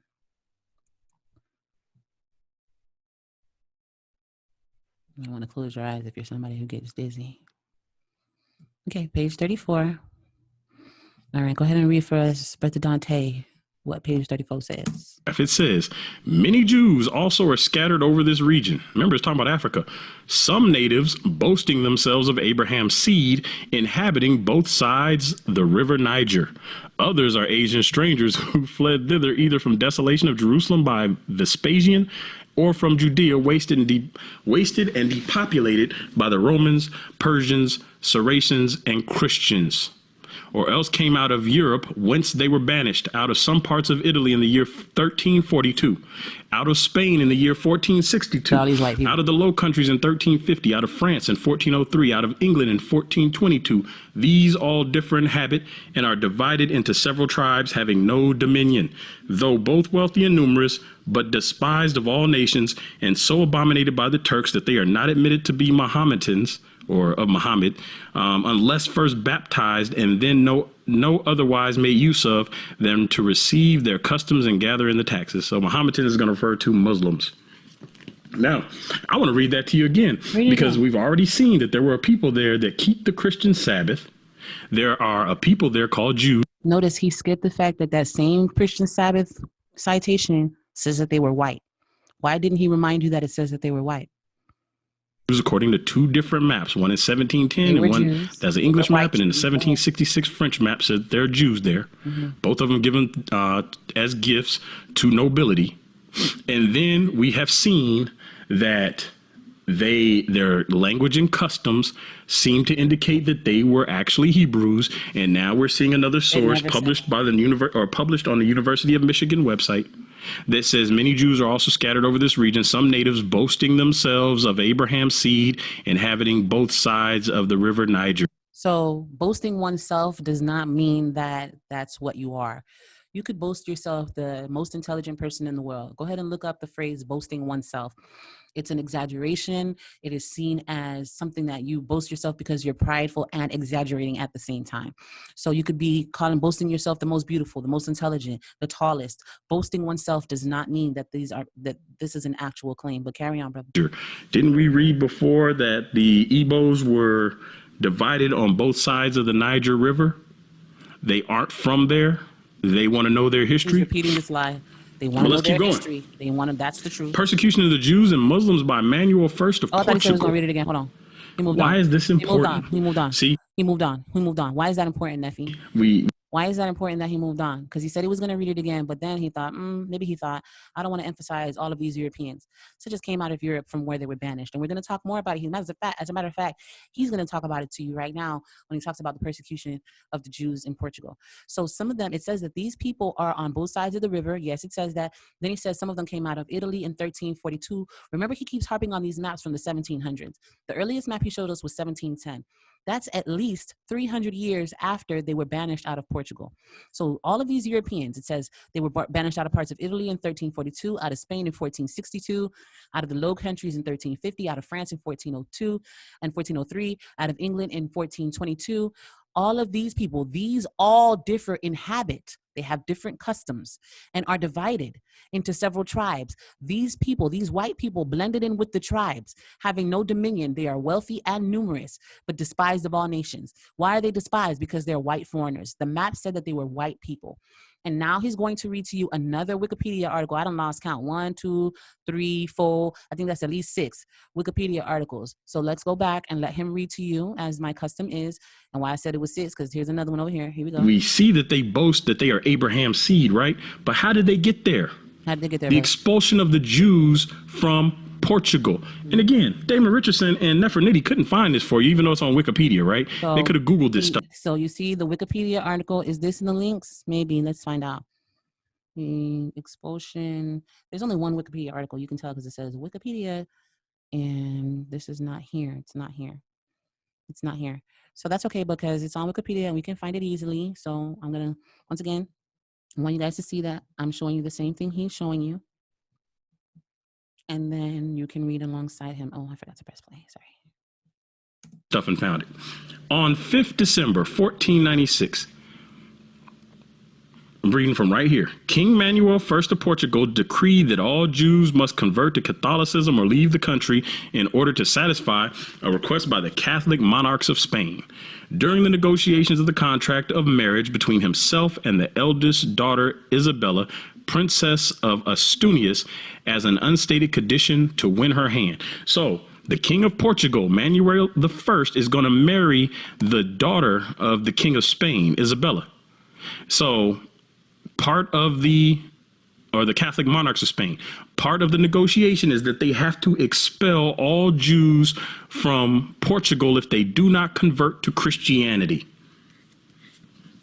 What did it say? Some of the people there, they weren't like the other, they were different people from the Negroes that were around there, the blacks. It said the blacks, not Why does he keep omitting the fact that they called them white? the Negroes. It said there are different people from the blacks that were around there. Some of them kept the Christian Sabbath. And now we're seeing in Portugal that these people, remember Portugal came to the west coast of Africa. Now we're seeing in Portugal that the Jews are told they have to convert or leave as a condition of the marriage, and the king is going to do it. So the king demonstrates his wish to completely and forever eradicate Judaism from Portugal by issuing 2 decrees. The initial edict of expulsion in 1496 was turned into an edict of forced conversion in 1497, 5 years after Columbus sailed, whereby Portuguese Jews were prevented from leaving the country and were forcibly baptized and converted to Christianity. Those Jews who refused to pay taxes in protest were deported from Portugal and abandoned to their fate in the islands of Sao Tome and Principe off the western coast of Africa. Let's go back to this video. Are you telling me Damon Richardson and Nefer Nitty couldn't keep digging to find that? So now we have sources that have built all the way up. We have the maps saying that some of them kept the Christian Sabbath. The same map that said that they were white. We have another map saying that there are Jews in the area. 1766, after all, 1766, after all of this happened, 300-400 years after all of this happened. We have documentation saying that their customs and rituals and religious beliefs resemble that of the Hebrew. As interpreted by Europeans with the Hamitic Hypothesis. Hebrews, including their language. We have their name is Igbo. Or if you add the H, it is Hebrew, which sounds very similar to Hebrew. That must mean they're Hebrews. And now we see in Spain and Portugal, they wanted to get rid of all the Jews, so they made them either convert to Christianity or deport them, and then they started forcefully converting them to Christianity. So now we have an explanation why some of them may have kept the Christian Sabbath. They probably fled. I don't deal in probabilities. Remember, he's giving you his own opinion and asserting it as fact. Why did they keep the Christian Sabbath? It's something that he cannot address, because it can't be that they were Christian because they were forced out of Portugal because they refused to convert to Catholicism. So why if they would rather be exiled than convert, why would they wait until they get to these islands to then convert to Christianity and start keeping the Christian Sabbath? That don't add up. But we're gonna see some other stuff. That's not 100% of the evidence. But anybody that is rational can put two and two together and This is him playing on your psychology. He's telling you that if you are rational, you will believe as he believes, even though the evidence does not say what he says it says. see that the urban apologetics community has been lying to you. Damon Richardson has been lying to you. It doesn't matter how much you like him or how well he speaks, or it doesn't matter how much you like him or how well Dante Fortson speaks. If he's lying to you, he's lying to you. Hold him to his own standard. By whatever measure you use to judge, it will be measured against you. how well Nefer Nitty speaks or how convincing they sound. They are lying to you. We have proof positive here. And people say, well, this is just Wikipedia. Okay, well, let's keep going. You see Sao Tome and Principe off the western coast of Africa. The Jews were deported there if they didn't convert. If they didn't convert, but yet they were white people keeping the Sabbath, the Christian Sabbath, what he says is Sunday. Go ahead. And then they started to force them to convert to Christianity. Where did he get that from? Where did he get that they forced them to convert to Christianity after they deported them from there? Where does it say that? This is he's restating the history in his own words out of order. Let me play that again. 52, 58. That's good. And people say, well, this is just Wikipedia. Okay, well, let's keep going. You see Sao Tome and Principe off the western coast of Africa. The Jews were deported there if they didn't convert. And then they started to force them to convert to Christianity. Did it say that? Or did it say they failed to convert and then they were forced out of the island? Go ahead on, brother. That's going to play a part in this. So he moved on, right? Now, remember when he showed you this article from Wikipedia? And then he had on the screen that this comes from the University of California, I think it was. And then he pulled this up because it was linked. The Igbo people origins and history came from this article. Let me make sure I show that to you because I don't want you guys to be confused. Origins. Okay, so 12 Igbo people origins. That opens up and it becomes, I'll go ahead, open up. It becomes this article, which is the same one I have here, right? So he shows you how to pull sources from Wikipedia, right?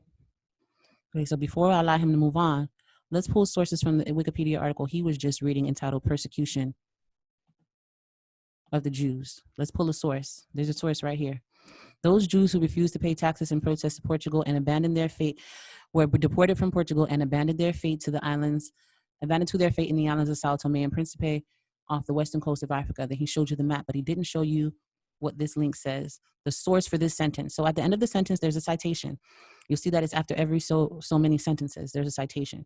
So what that means is the idea from that sentence came from wherever they're citing. So the idea that the Jews who refused to pay taxes were abandoned to the islands off the west coast of Africa, the Wikipedia person who made this is citing Sao Tome and Principe from the Jewish virtual library. So that's where we're going. I don't know if it opened up. Okay, so it opened down here for me to see number 4. The citation was number 4. I just clicked number 4 at the bottom. And then now it opens Sao Tome and Principe in Jewish Virtual History Tour. This is where the Wikipedia article gets its information. I'm going to read the whole thing, but I want to draw your attention to a particular part. So it says, in 1496, to punish Jews of Portugal who would not pay the head tax, I'm sorry, I can't get them right now, who would not pay the head tax of the state, King Manuel deported nearly 2,000 Jewish children from the ages of 2 to 10, that's just cruel, to the islands of Sao Tome and Principe, straddling the equator west of Gabon. The king had wished to colonize the islands under Portugal's rule, but did not want to risk the lives of Portuguese men doing so. Nevertheless, a year after, the children were disposed on the islands, and only 600 were found alive. Out of 2,000, only 600 were found alive. Some of the children attempted to retain some semblance of their Jewish heritage and religion. So this is how we know they were Jewish, right? Because they tried to retain it. Even into the early 1600s, Jewish practices could still be observed on the islands. But by the 18th century, most of the Jewish presence had perished.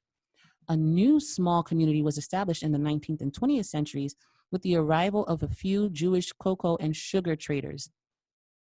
Today, there are no known practicing Jews living on the islands, but there remains a clear distinction in fair-skinned citizens, many of whom can trace their ancestry back to the Portuguese Jews.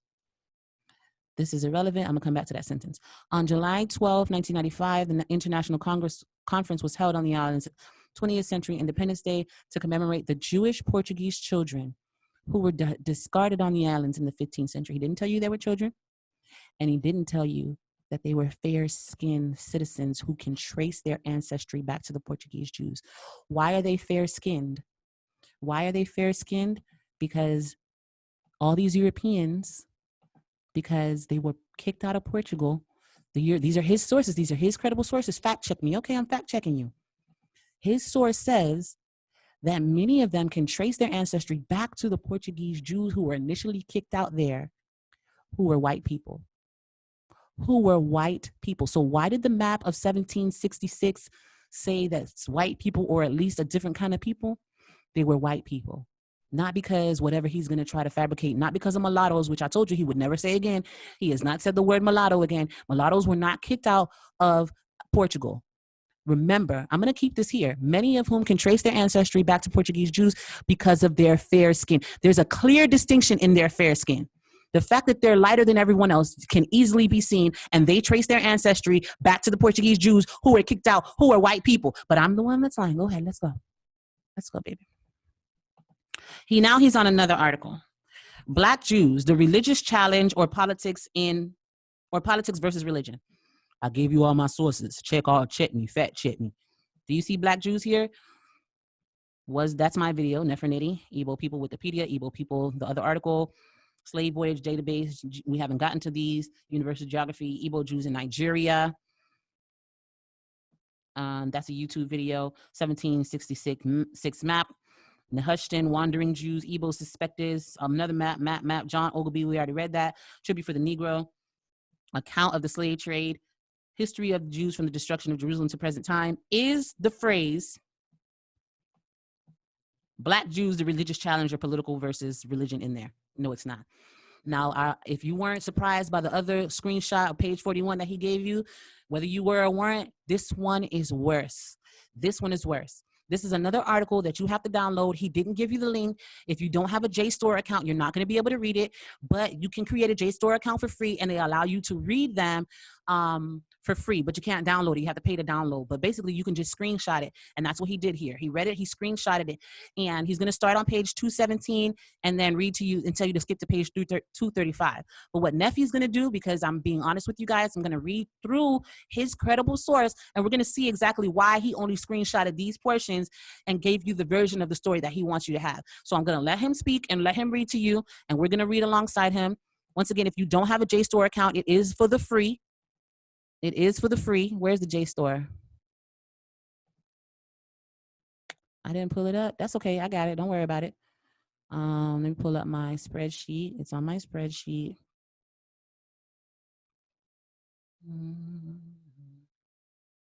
Okay, here it is.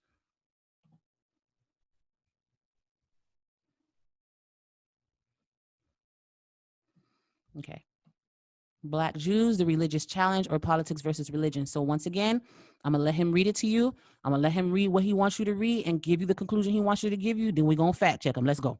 A second. So now, we read earlier that the Europeans were fairly well informed of who was over there, and that they specifically wanted certain ethnicities for their plantations, right? Mm-hmm. So now here's another book. Ulysses Santa Maria wrote this book, published by Cambridge University Press, called Black Jews, The Religious Challenge or Politics versus Religion. Now, here's what it says. This, again, published by Cambridge University Press. If you have a problem with this, call Cambridge University Press. Don't bother me about it. He's telling you, listen, this is a credible source. This is Cambridge University Press. This is a credible source. This is a credible source. About it. I'm just the messenger. I'm delivering what it says because Damon Richardson could have done this. Nefer Nitty could have done this. The urban apologetics community could have done this. They don't want to because they don't want you to know the truth about who you are. They want to demonize it, and they want to keep you away from it at all costs. I want to keep you away from it at all costs. I demonize it, so I'm going to give you the whole thing The whole truth. That's why my video is entitled The Whole Truth. I'm going to give you the whole truth. Here. So Go ahead, let's start reading right here, page 217, and I'm going to go to page 235. Amongst the many religious groups to be found in the United States, one is remarkable and very little known, the Black Hebrews. This group shares structural characteristics common to many minorities, but is also distinguished by a dual identity derived from the experience of slavery and the cultural mix specific to the New World. They are the product of two eventful histories. There is the history of their race, the main events of which are well known. As Black people brought from Africa, they were reduced to slavery, then freed. Their destiny is linked to that of the United States, where they form the second racial community. The other history is cultural, that of the Jewish tradition brought by the immigrants from Europe. The spread of this tradition amongst the Black community is more difficult to grasp. See, they don't understand it. Just like now, they don't understand it. They don't understand what's going on. Go watch some of them urban apologist videos. They are confused. We will attempt both to improve our understanding of the interaction of this dual identity with the nature of Black American Judaism, and to pay particular attention to the study of the cultural influence of Judaism of the Mediterranean basin on the peoples of Black Africa, like the Ashantis, who were historically in contact with Jews trading in these areas. These areas of Africa supply vast numbers of Blacks forcefully deported as slaves to the American continent. What did the other guy say? Igbos were most likely the ones to be enslaved. They were fairly certain, the Europeans were fairly certain of who they wanted. This is important. Who then are these Black Hebrews whose existence was only brought to our attention between 1960 and 1965? They come from the Black American world and are mainly to be found in the ghettos, where they claim to be true believers in the law of Moses and descendants of those who concluded the alliance with Yahweh, that is Abraham, Isaac, and Jacob, or the God of Abraham, Isaac, and Jacob, Yah. Scattered throughout the big cities of the East and the centers like New York and Chicago, there are in the United States a whole several thousand Blacks who believe in Judaism. That is not true. That is not true. There are more. There are a lot more than that now. This is. There are more than several thousand. Are there millions? I don't know. But he's saying that the source is credible. Then this is something that he does. He tells you the source is credible. Then he tells you, don't believe the whole thing. Just believe the part that I want you to believe. Written in 1985, so it may have been true then, and even then I suspect it wasn't true. I suspect there was a lot more. Understand that non-Black people have they don't know much about us. We know that, but they don't know much about us. It takes them a while to catch up to stuff we already know. Bring us up to speed, bro. Back then, there were probably a lot more than they thought. So let's jump over to page 235. Okay, so let's do that. In southern Nigeria, wait for me, because I gotta skip a whole bunch of stuff to get to page 235. So let's go on and do the skip. The whoop-de-whoop. This should be 226. 235. I did it. All right, let's let him play. Go ahead, brother. Read for us, please. Read. Natives call Black Jews the strange people. There we go. Nigeria, come up again. On the Igbo-Jewish, this is where he is. They are called the B'nai Ephraim, the sons of Ephraim. But wait, didn't Nefer Nitty tell you what no Jews over there? Didn't Damon Richardson tell you what no Jews over there? And now we have a book published by Cambridge University Press in 1985 recounting events, and they're telling you that they called these people the sons of Ephraim. Even we found the map that says that they are a different kind of people. Some of them keep the Christian Sabbath, and we see a different map that says some of them are Jews. We see the evidence of their language. We see that they were deported. The Jews were deported to West Africa. Oh, yes. But does this prove that they are the Igbo? No, it doesn't. Go ahead. Does it prove that they're the Igbo? Go ahead, brother. That's the main question. It says they claim that their ancestors came from Morocco, and this is supported by Godby, who noted that their language is a mixture of Maghrebian Arab, ancient Hebrew, and local patois. For example, Abu, meaning father, became Yaba. For mother is close to the Hebrew word. Those Igbo-Jewish Jews live in the Ondo district and have a copy of the Torah. So this is another source saying that their language is Hebrew. Did it say that? And yet the urban apologists want you to believe that these Igbo their people... language was Hebrew. It did not say that. It said that it's a mixture of Arabic, Hebrew, and the local language. And then it even told you that before, in addition to Portuguese Jews being expelled there, that there was trade in that area and that they picked up certain word in the trade. But that's okay. Remember the fair-skinned Remember the fair-skinned Portuguese who were kicked out of Portugal, and he's saying that they're black. But let's continue. I'm going to let the brother read. Go ahead, brother. Are not who we believe they are. No, they're not. Go ahead. Our ancestors are not who we believe they are. And that says the Imo Yoquaim Jews live in the Ondo district and have a copy of the Torah.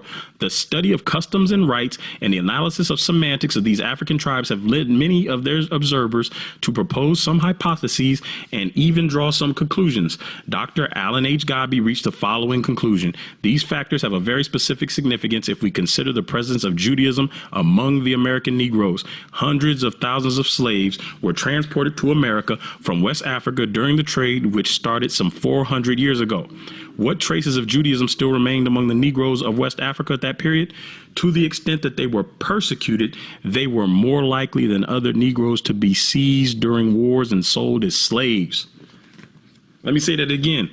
To the extent that they were persecuted, they were more likely than other Negroes to be seized during wars and sold as slaves. Why were they more likely? Because the Europeans were fairly well informed about who they were going after. And yet, when you go watch Nefer Nitty's video, they laughed at these brothers for saying that these people knew who they were going after.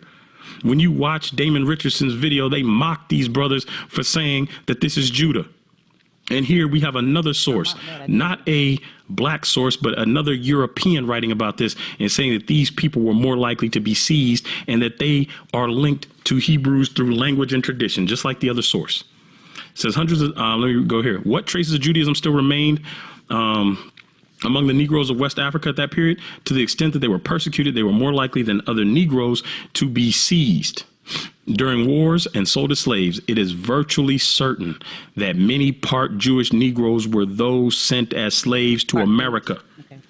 Why is it virtually certain? Because we just read that the Portuguese deported Jews into West Africa.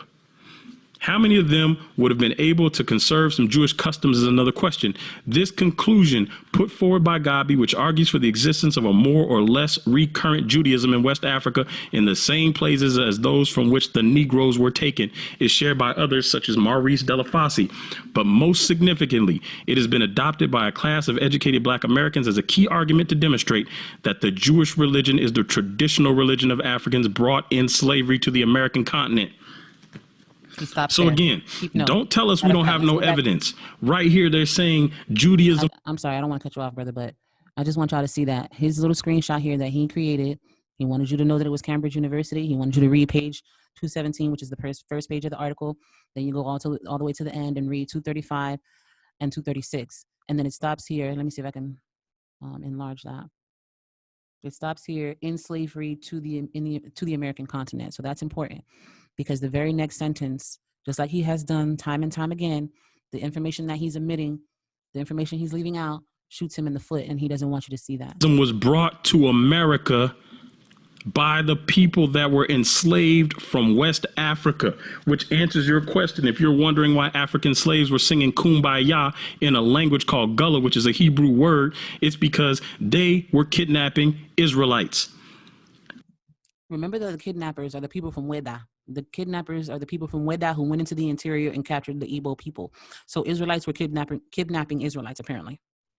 I gave you the receipts. These are all the links are in the description. You can go click them and read them. All the links are not in the description. This link is not in the description. Y'all want to look again? It ain't in there. Ain't nothing about no black Jews and no politics. None of that. He did not put this in there. Why? Because he didn't want you to read it. Go ahead, brother. For yourself, because this isn't coming from some random dude in Africa. This is coming from documented people put together by multiple universities. So it's credible. So if you have a problem with what's being presented, if you have a problem with Damon Richardson being a false teacher, that's something you need to address him about, because him and Nefer Nitty could have found this and presented it to you. And I do not believe that they missed all of this evidence. I do not believe that he missed all of the evidence in this article between the pages of 217 and 235 that I'm about to show you. There's no possible way. You could literally throw a rock and hit this evidence. Even if you weren't even trying to search for this stuff, you could find it. And here's Morocco. They said they came from Morocco originally. Where's Morocco? Right across from Spain and Portugal. All of this stuff adds up. There are no holes in this theory. We didn't get... There are no holes in his theory. Even though Xweda was named by the Yoruba, even though the Portuguese Jews who were exiled were white and not black, even though the other articles that he showed that the portions that he left out showed that the Europeans are the Christian missionaries are the one who told the Igbo people that they were Jews under the influence of the Hamitic Hypothesis, and they told the clergy, and then the clergy spread that theory to the Igbo people, who then appropriated Hebrew culture because they saw elements of the Hebrew experience that were similar to theirs, and they were without an identity. And so they adapted one that was spoon-fed to them by Europeans. But there's no holes in his story. Sold a bill of goods, like people are saying. The people that were sold a bill of goods are the people who believe that those people over in Israel today are not the synagogue of Satan. Again, I'm only letting him rant so I can show you that he's moving on, and he's not going to address any of the pages between 217 and 235. One people are pretending and one people are real. The first shall be last and the last shall be first. You ask yourself who falls in what categories? Who's last right now economically? How long is this? The first shall be last and the last shall be first. We're going to get into this. So he moved on. Did he show you anything between 235, 217 and 235? He did not. But guess who is going to do it? Neffy. Neffy going to do it for you. So again, I have a lot of notes.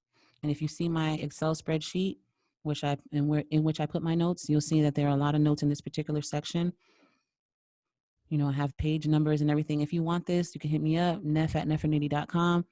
You know, I'll forward this information to you guys so you can have it for yourself. But he did not read this to you. So I'm using my notes that I took.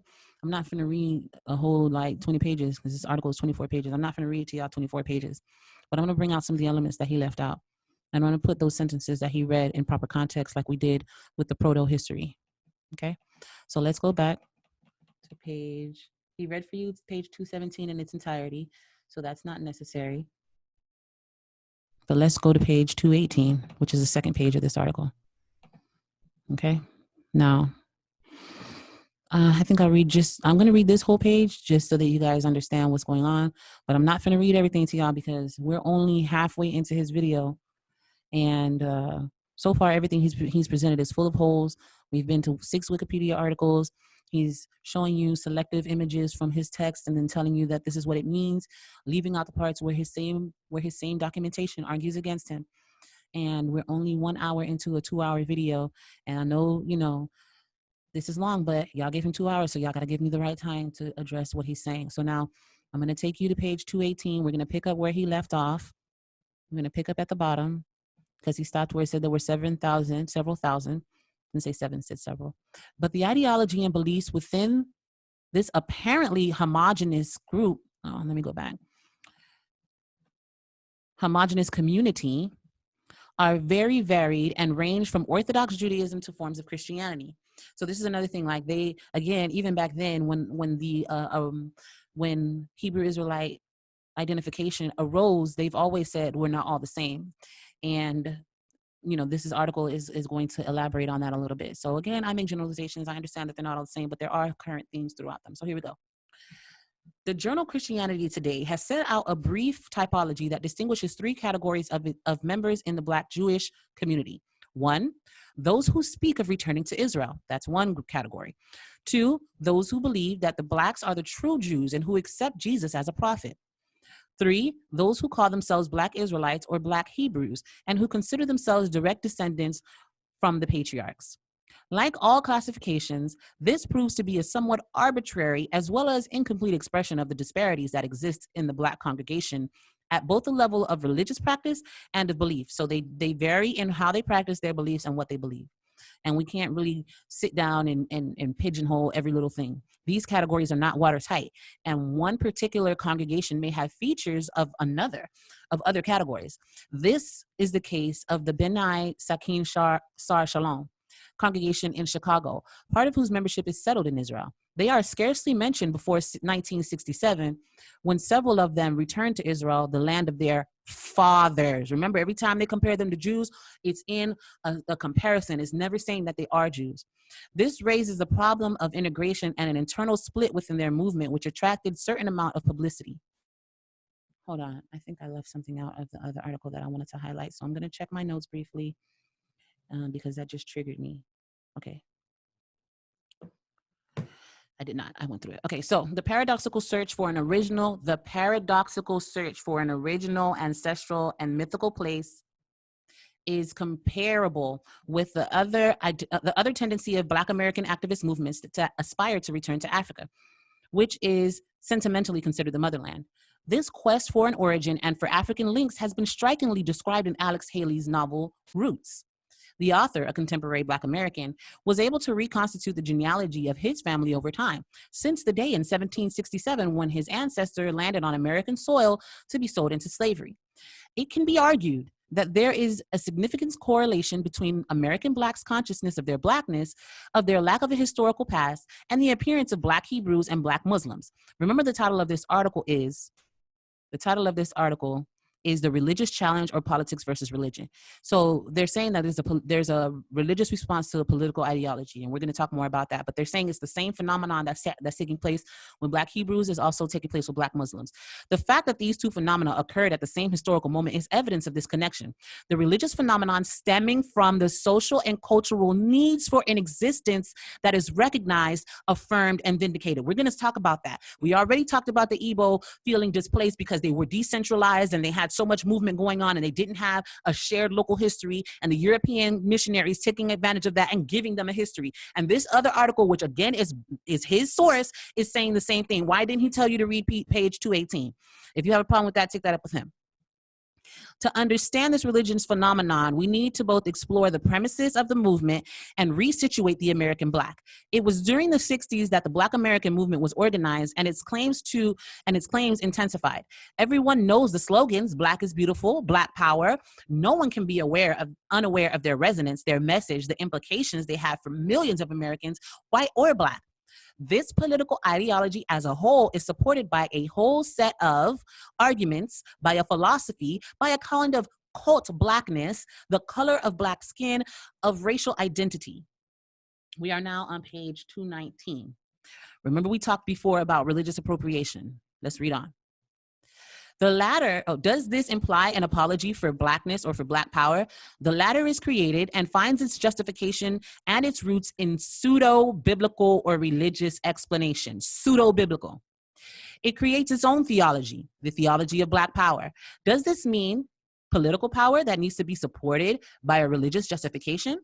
This appropriation of a religion, of a history that is intimately connected with the search for an identity, a legitimacy for their race, and it leads them to the conclusion. What leads them to a conclusion?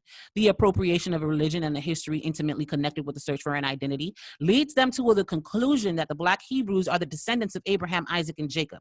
It is they who are the holders of the true faith. It is they who are the authentic Jews.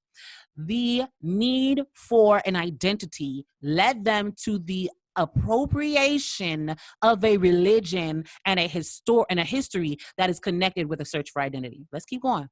But because their own past escapes them, because slavery destroyed every trace of their individual and social existence on American soil until 1865, which is the date of abolition of slavery, they have had to rediscover their own racial, social, and political identity, and the need and desire to affirm their Blackness, even their absolute superiority in all areas over the white man. But despite all the arguments, the legitimization of their claims, the vindication of their racial anteriority, they cannot deny that they lost their motherland. America is the land of the white men, the oppressors, those who love the master and beats them, and the earth that he stagnates in is a human dog. And this is where the second claim made by Black power comes in. Blacks need their own country, a country for the Blacks. But what land? African land? America, the mother of all the descendants of the slaves torn from their native land? In the same way that Palestine was the land of the Jews, McGuire talks of Africa for the Africans, for the American Blacks who are expatriate Africans. We know that Liberia became their country of refuge, their rediscovered land, and the parallel, the similarity. And the parallel, the return to one's origins, is established with the people of Israel, who finally found their land, the land of their ancestors after having been deported, oppressed, persecuted people. So they're saying that these people need an identity, and they see that Israel also had an issue of being kicked out of their land or driven out of their land and oppressed in a foreign land and then returned to their homeland. This is what happened in the Bible. And that parallel with what happened with African Americans, they saw a similarity and then they appropriated it. This article is going to get more into it. But who is Israel? Who are the authentic descendants of the patriarchs? The reply of the Black Hebrews is simple. We are the descendants of Abraham, Isaac, and Jacob. We are the descendants of the patriarchs. The land of Israel thus reverts to them as a right, and the land of Israel is the land of their ancestors. To justify this, to reinforce their arguments, a whole detailed genealogy is drawn up. Doesn't say that it was discovered. It doesn't say that it was uncovered. It doesn't say that no, it says they drew it up, created. It's fugazi, as my sister would say. Where did they get it from? Where did they draw it up from? This is derived from the Holy Scriptures. They're only written archives. A selection of verses is selected, which are subject to a detailed and pointed interpretation, which reveals the validity of their claims. So they interpret it and they point it in a certain direction. They read to you certain selections of scripture, just like he showed you certain selections of even this very article, and he gives you his own interpretation, just like they do with the Bible, and tell you to think that it means whatever they say it means. Can you trust that? Stop letting people think for you. Read it for yourself. Again, we have to know the interaction between the color of skin and religion, because the Black Muslims have the same racial and religious problem. In both cases, we have to ask whether the basic problem is not, in fact, the issue of being Black. Is there an issue with you being Black? If it is, in fact, the issue of being Black that is actually prior to the fact of being Jewish or Muslim. But before asking this question, we need to understand the social historical process that led to the creation of the Black Jewish community in the U.S. and the sources for and validity of the discourse of legitimization adopted by this community to raise the consciousness of its followers and enable them to recognize themselves as a unique group in relation to other Black, white, and Israelite communities. The creation. What page we on? 220. Okay, so I told y'all I'm not going to read everything. Y'all can go ahead and read it for yourselves. Don't hold me to a higher standard than you hold him. He didn't read everything. I'm not skipping over anything important. It talks about Gabriel Prosser and him identifying himself as an Israelite. He thought that he was Samson. It says, like a Black Samson, he would break the chains.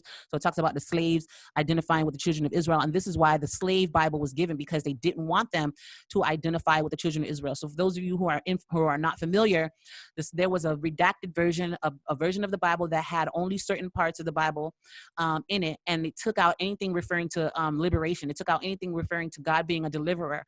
And they gave that to the slaves in an effort to give them a sanitized version of Christianity that the slave masters would approve of. And so somehow Gabriel Prosser got a hold of the entire Old Testament and associated himself with Samson and tried to deliver his people.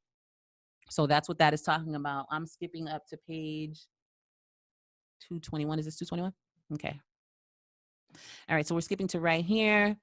The history of the Jewish people, persecuted, dispersed, and exiled, reduced to slavery, must have seemed close to that of the Blacks who themselves were reduced to slavery. They're drawing parallels. They're seeing the experience of the Jews who were persecuted, dispersed, exiles, and forced to be slaves, and they're saying, that happened to me. I must be a Jew. That's what they're saying. The social context of America at the beginning of the century explains the basis of the doctrine taught by Black preachers who journeyed across Carolina. Pay attention, at this period, popular white racism was undergoing a revival, which was seen in all kinds of reviews, tracts, plays, and public speeches. Between 1900 and 1910, books such as The Negro, a Beast, or In the Image of God, or even The Negro, a Menace to Civilization, were extremely successful. So these are anti-Black propaganda, which taught that Black people were a subspecies, that we were closer to monkeys, that we were incapable of being civilized, that we were unintelligent. These books are gaining traction, right? And so the idea is widespread now. Well, it's a justification for subjugation and for slavery. And the idea is widespread.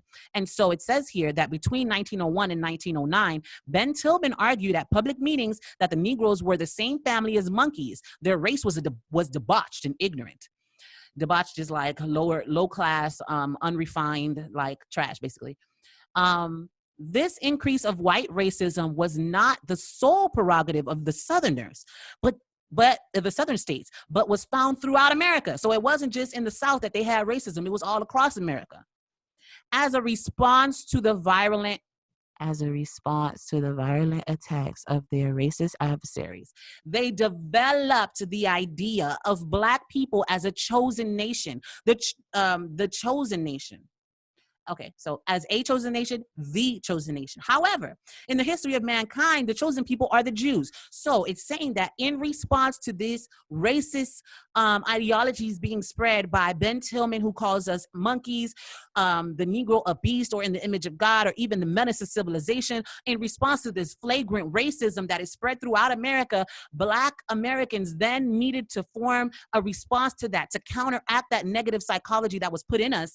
And so we had to build ourselves up and affirm ourselves. And this is the birth of, they developed the idea of Black people as a chosen nation, not only a chosen nation, the chosen nation. However, in the history of mankind, the chosen people are the Jews. So we're saying that we're chosen, and then we say, well, hold on now, there's already somebody who is chosen. So that must be us. We're going to go ahead and affiliate ourselves with them. That's what this is saying. Let's carry on. Read it for yourself. The Cambridge University credible article, check his receipts. This purchase is invalid. Let's go on.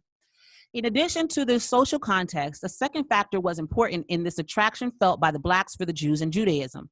The writer Booker T. Washington had, after 1884, found a model for emancipated Negroes. What is the model? What does he want us to do?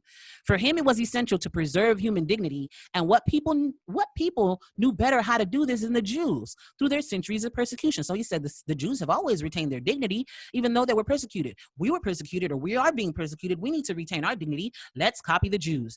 He wrote, he wrote, we have a brilliant and striking example in the history of the Jews in various countries. No other race has suffered as much in America and in other parts of the world, but they remained united. They kept their unity, their pride, their love for their race, and their importance grew through the centuries, even in those countries where they were despised. And it is above all because they maintain their faith and their destiny. If the Negro does not learn to imitate the Jews in these areas, he cannot hope to succeed. Other writers, such as Benjamin Tucker Tanner, took up this theme of the need for Negroes to imitate Jewish behavior. First of all, they could help the Black population overcome their own social and political economic disorganization. Black society had to be structured and given coherence in order to become stronger and to be more able to exist in a world of whites. There was in the early years, I told you I wasn't going to read everything, but this is important. There was in the early years of the century a third influential factor in terms of the religious behavior of some Black groups. Before the First World War, the immigration of white Jews reached its peak. Then, during the 4 years of the First World War, this movement stopped. During the post-war years, they poured in. These immigrants from Central Europe settled in the ghettos in the large cities. They were artisans, traders, or workers. Remember in the first page 217 that it said that most of these Black Jews are in the ghettos. So let's carry that thought in mind. The same religious fervor that characterized their lives in Central Europe was found on American soil. So over there, they were known for working hard. They came over here and they worked hard, the white Jews from Central Europe. Though that don't, and you can't tell me that the Jews from Central Europe were not white, because you can look in any American ghetto and the Jews they talking about is white people. They ain't talking about the Falashas, the Ethiopians who traveled over here and migrated. They're talking about Central white European Jews after the First World War. Think of the Holocaust and all that. They're talking about the First World War. They're talking about the same area that those people came from. So the same religious fervor that characterized their lives in Central Europe was found in American soil. Through their morals and customs, through their way of dressing, these Central European Jews displayed a way of living that was extraordinary in the world of the ghettos. So, you know, they stood out in the ghetto. Their persistence in trying to escape from the sub-proletariat led them to significant changes in their group. And between the 1920s and 40s, important changes began, social changes began. Having profited from the prosperity produced by the First World War and enabled their children to acquire a better education, those Jews who had been workers or small tradespeople began to leave the ghettos to move on to new areas of the big cities. Thus, in New York, there were about 33,300 Jews living in the Lower East Side in 1916, but only 12,100 by 1930. By 1930, only 15 years later, they moved up and out. So that had a very profound impact on the Blacks, watching them grow up and move out of the ghetto so quickly. So let's move on to page 223. Okay.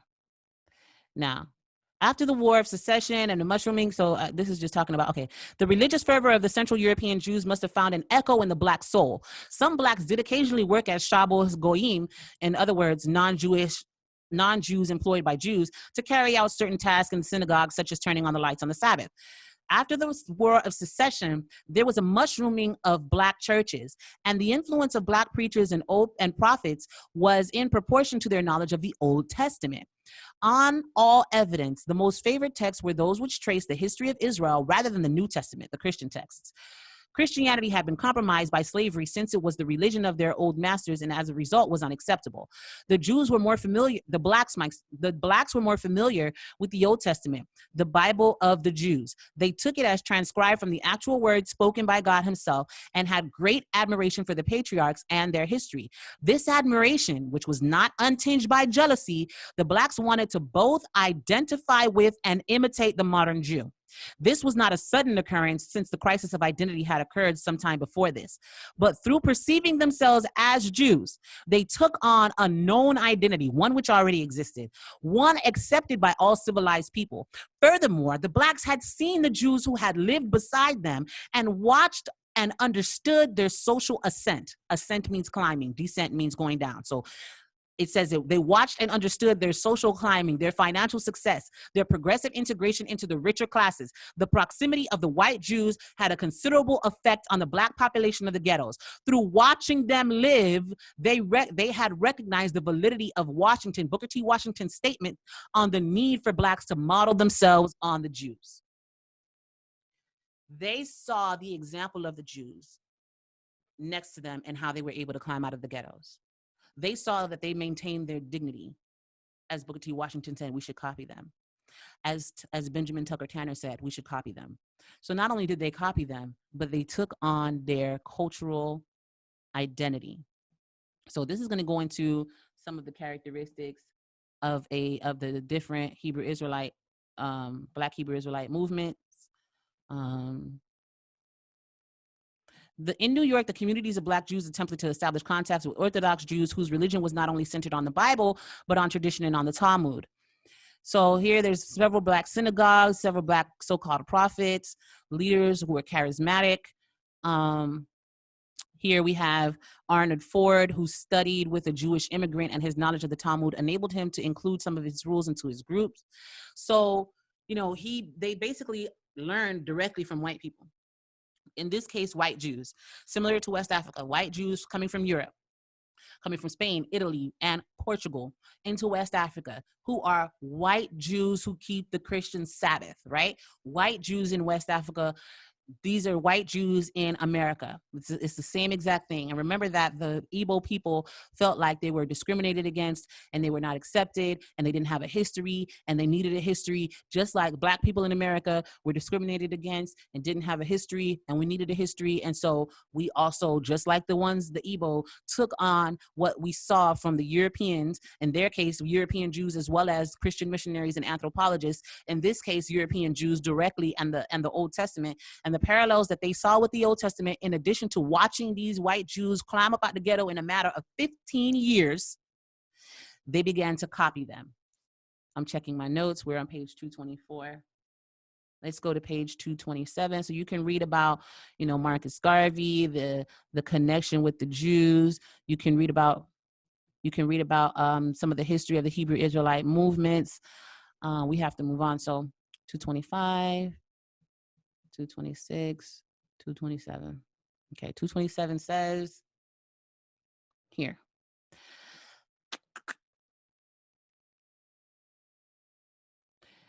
Though, through a process of cultural and economic selection, those who remained, the Jews who had left, so all the white Jews left, those who remained were not only the poorest, but also the most religious. The Black population can be seen to have undergone an posteriori conversion, posteriori meaning afterwards, a hindsight, an afterwards conversion. The term convert should, however, be qualified and juxtaposed or put next to the term mimetic. Thus, a mimetic conversion can explain the appropriation of the Jewish religion by some Blacks from the ghetto. And what does appropriation mean? You take on something that don't belong to you. An appropriation which went from a pure, well, not something that doesn't belong to you, but it means to take on something for yourself. So it went from a pure, let me read it again. The term convert should, however, be qualified and juxtaposed with the term mimetic. Thus, a mimetic conversion can explain the appropriation of the Jewish religion by some Blacks from the ghettos. And appropriation which went from a pure and simple annexation. To annex something is to put next to each other. So it went from something of you just wanting to be near them and like them to a search for assimilation, which is integration. You wanted to be accepted by the group. That's what assimilation means. And recognition. So they sought not only to be blended in, but also to be recognized by the white Jewish community. Again, this period saw among the Blacks of the United States in the beginnings a profoundly important movement, the search for identity, their identity. This is what it is. This is what Black Hebrews is. It's a search for identity. This is his article that is saying that. This is why he gave you screenshots and told you only to read page 217, 235, and 236. So, hold on, let me make sure I don't leave anything important out. During the 60s, a totally new current developed. Black Jewish communities were created that were ideologically distinct from the older ones. The primary search for a communal religious life gave way to a search for glorious identity, or at least a historical one. Same thing with the Igbos. They're looking for a historical identity. Even Dante told you that they're looking for a historical identity. This is the issue. Although this rewriting of the history of the Jewish people is common to all Black groups, the variations correspond to the social and political structure of each group. So they basically tailor, just like when he was saying in his video that you can watch this other group, the Tawe or Towe or whatever their name is, and their belief that Jews will return, the Black Hebrews will return back to Xweda, West Africa, from whence they came. So each one of them has different things that tailor to their own political ideologies and social ideologies. But for all Black Jews, it is a religion that guarantees the origins and their identity. They define themselves in terms of a religion and in the context of a religion. They are Black. Their religion is the original religion of Black men. They discover not only their identity, but also their pride in existence and religion of their race. Black Jews, or more accurately, Black, moving on to page 228, Hebrews, as they want to call themselves, claim a racial religion, a race and religion being tightly connected and intertwined with race determining religion, and religion becoming one of the criteria for race. After all, isn't religion at the beginning of the history of the race? This principle unites all communities of Black Jews, whatever their political differences. They preach the priority of the Black race, and a dialect is developed which draws on arguments that support these assertions.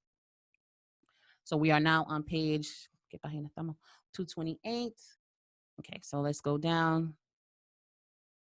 Oh, this is the page that talks about Windsor and from Babylon to Timbuktu. You want to check that out. But basically, he wanted to tell his story of Black people, because it says here in his book, From Babylon to Timbuktu, he wrote, "I want to write because in American scholarly works, the history of the Black man has been hidden. Moreover, books written on Blacks have been appallingly distorted, badly analyzed, and reflect racial prejudice. I am convinced for myself that only Black men can write their history, and that only then will the truth be told. The basic objective of the book is to retrace the history of the Jewish people after their exile, the diaspora which was connected to the Negro African bloc. The title of the book indicates the geographical and intellectual itinerary of the author." So from Babylon to Timbuktu, he's trying to say that, he has knowledge and of this geographical area. What is particularly interesting about the book is that it is a synthesis. A synthesis is a bringing together, a synthesis of a whole system of explanation, of a whole theory, which is constructed and structured by Black Jewish groups. Black Jewish groups who saw the parallels between themselves and the Jews and appropriated the religion after seeing Jews in their own ghettos. who did this in response to racism that was being propagated by white people. So white people are telling you you're nothing. I'm going to find something to tell me that I am something. And what I am is a Jew, because everybody respects the Jews and they are the chosen ones of God. This synchronic or synchronistic study of their existence acquires the charm of a myth, the mythology of Black Judaism. This is Dante Fortson's article that he did not want you to read. He did not provide a link to this article in his video. He gave you a screenshot of it, of only certain portions that he wanted you to read. This article is telling the truth. This about the whole context and the origins of the Black Hebrew Israelite movement in America. And it's so ironic that it mimics the same thing that the Proto history says about the Igbo people and their need for an identity. Moving on, the founding myths.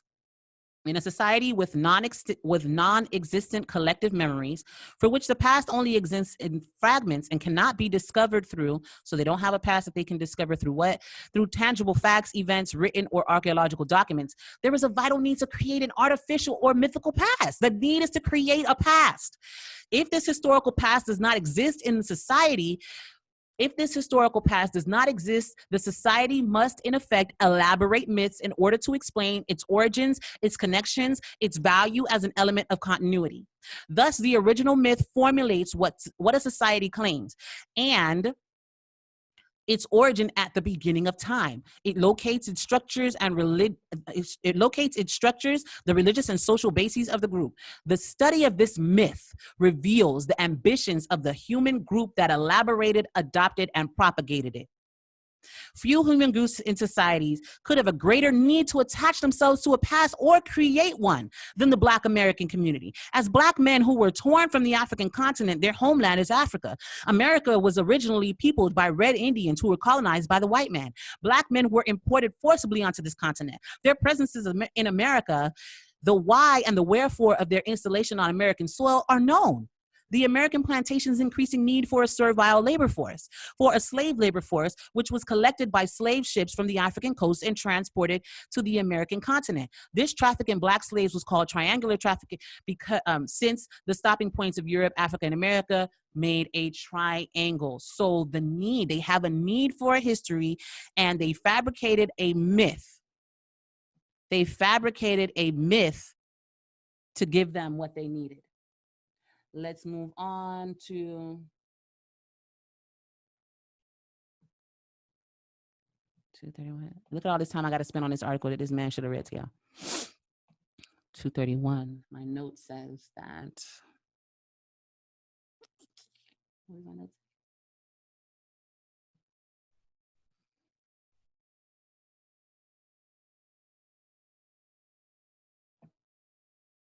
Were the Blacks who were slaves, were there Blacks who were slaves who were Jewish through the religion, who maintained their faith of their ancestors after they had been forcibly transported to America?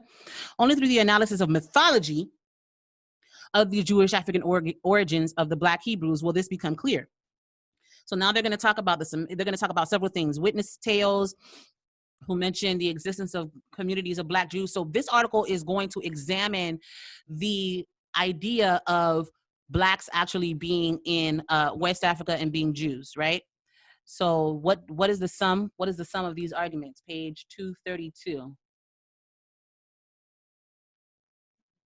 Okay, so we see that here it's talking about the island of Sao Tome, which he talked to you about. Sao Tome, a clear distinction in fair-skinned citizens who trace their ancestry back to Portugal.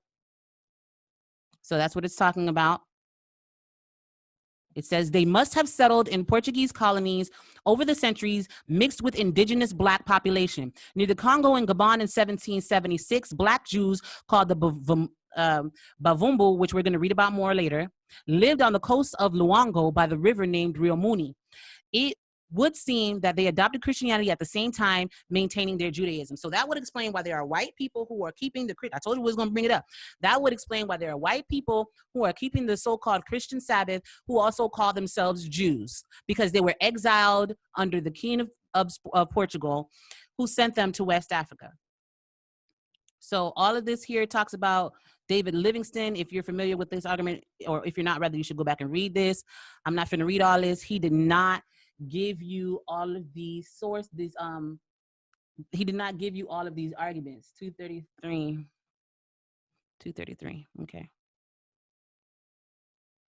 Okay, so here we go again. J. Leighton Wilson was a missionary for 18 years in Africa. In his work, Western Africa, Its History, Condition, and Prospects, 1856, he states that in Senegambia, religion was a mixture of paganism, Judaism, and Islam, and that it is difficult to define the areas of influence of each of these three religions.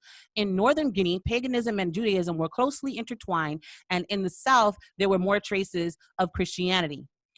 He based his conclusion on the existence of some customs which seemed to him to be remnants of Judaism. Remember the Hamitic Hypothesis. European anthropologists and missionaries looking at everything through a Hebrew Hamitic lens so that they could justify subjugation. He's saying that he sees their customs and, oh, they must be Jews, circumcision, they got different tribes, they got 12 large families, so all the 12 tribes of Israel is over there? Okay, whatever. Strict prohibitions on marriage, all of these things are what he believed led him to the belief that they were Jews. It is also possible that West Africa, the Ashanti of the Gold Coast, have been influenced by Judaism, and there are traces of this in some of their beliefs and customs. We already know how they found out about Judaism. The Jews came there from Portugal, and then the Europeans came back and told them, after when they brought the missionaries, that they were the true Jews. They learned it from the Europeans. So I suggest you go back and read the rest of this article. This is a ton of information that he left out, and he said to you that either I didn't find it or I didn't give it to you. Now, I know, like I said, this is long. We only halfway through the video. So good thing is he's going to start ranting, and there's some stuff I'm going to be able to skip. So, but right now, let's get into this next. Now, you get over here. This right here comes from archive.org. This is in his description box, Universal Geography. Where is it? Right there. So we did see that. So he left out the last article, but he didn't forget this one. So let's go. Link is in the description. The Universal Geography, Earth and all its inhabitants. Here are the inclusion dates and who wrote what. You can go verify this for yourself right here. They have been compared to the Saracoles, the Jews of West Africa. Hold on. But unlike them, are chiefly wholesale dealers carrying on in large. They have been compared to the Saracoles. So let's do a search because this document is 600 pages long. Wrong document. Hold on, guys. Let me move that out of the way. Let's do a search for Saracole. Move this. I can't see. I'll move this. There we go. Oh, there's a problem. Okay, so we're letting that run. Saracole. That's not what he's reading because he's saying something that says that the Saracole are called the Jews. Here it is.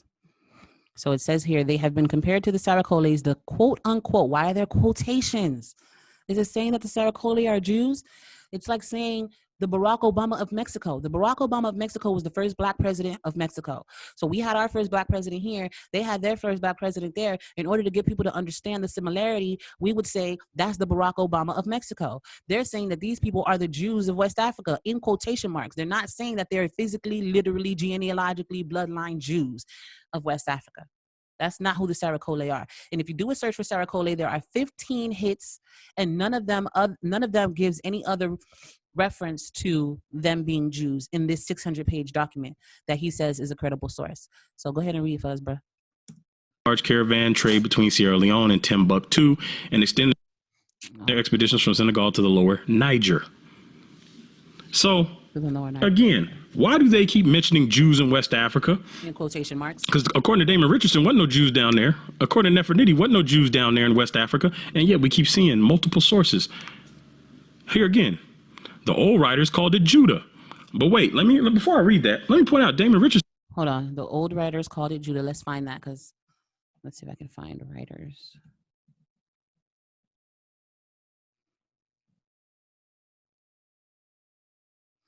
The old writers called it Judah.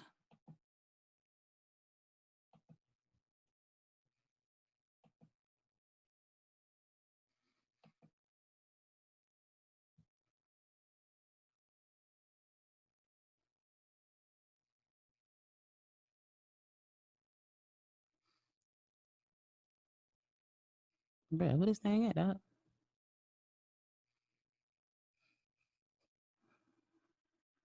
There it is. He's talking about Dahomey. Very interesting. He's talking about Dahomey. You see right here, it talks about Xweda. Okay, here we go.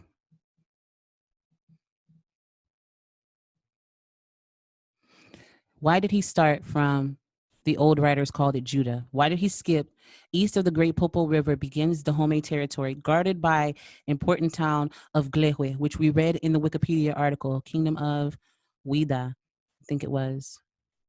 One of them talked about Glehwe. Hold on a second. See? Glehwe, literally farmhouse, right? Why did he skip that part? Why did he skip that part? Let's go back to, where is it? Universal Geography. He skipped and he started from reading from the old writers called it Judah. But it says here, known to Europeans by various names, Fida, Xweda, Xweda. Okay, just like the African dude said, it was originally called by the people of Benin, Xweda. Then he skips to the old writers called it Judah. So let me go ahead and let him talk to you. Read. It said that they called it Judah or a Judah because the Portuguese couldn't pronounce Wida.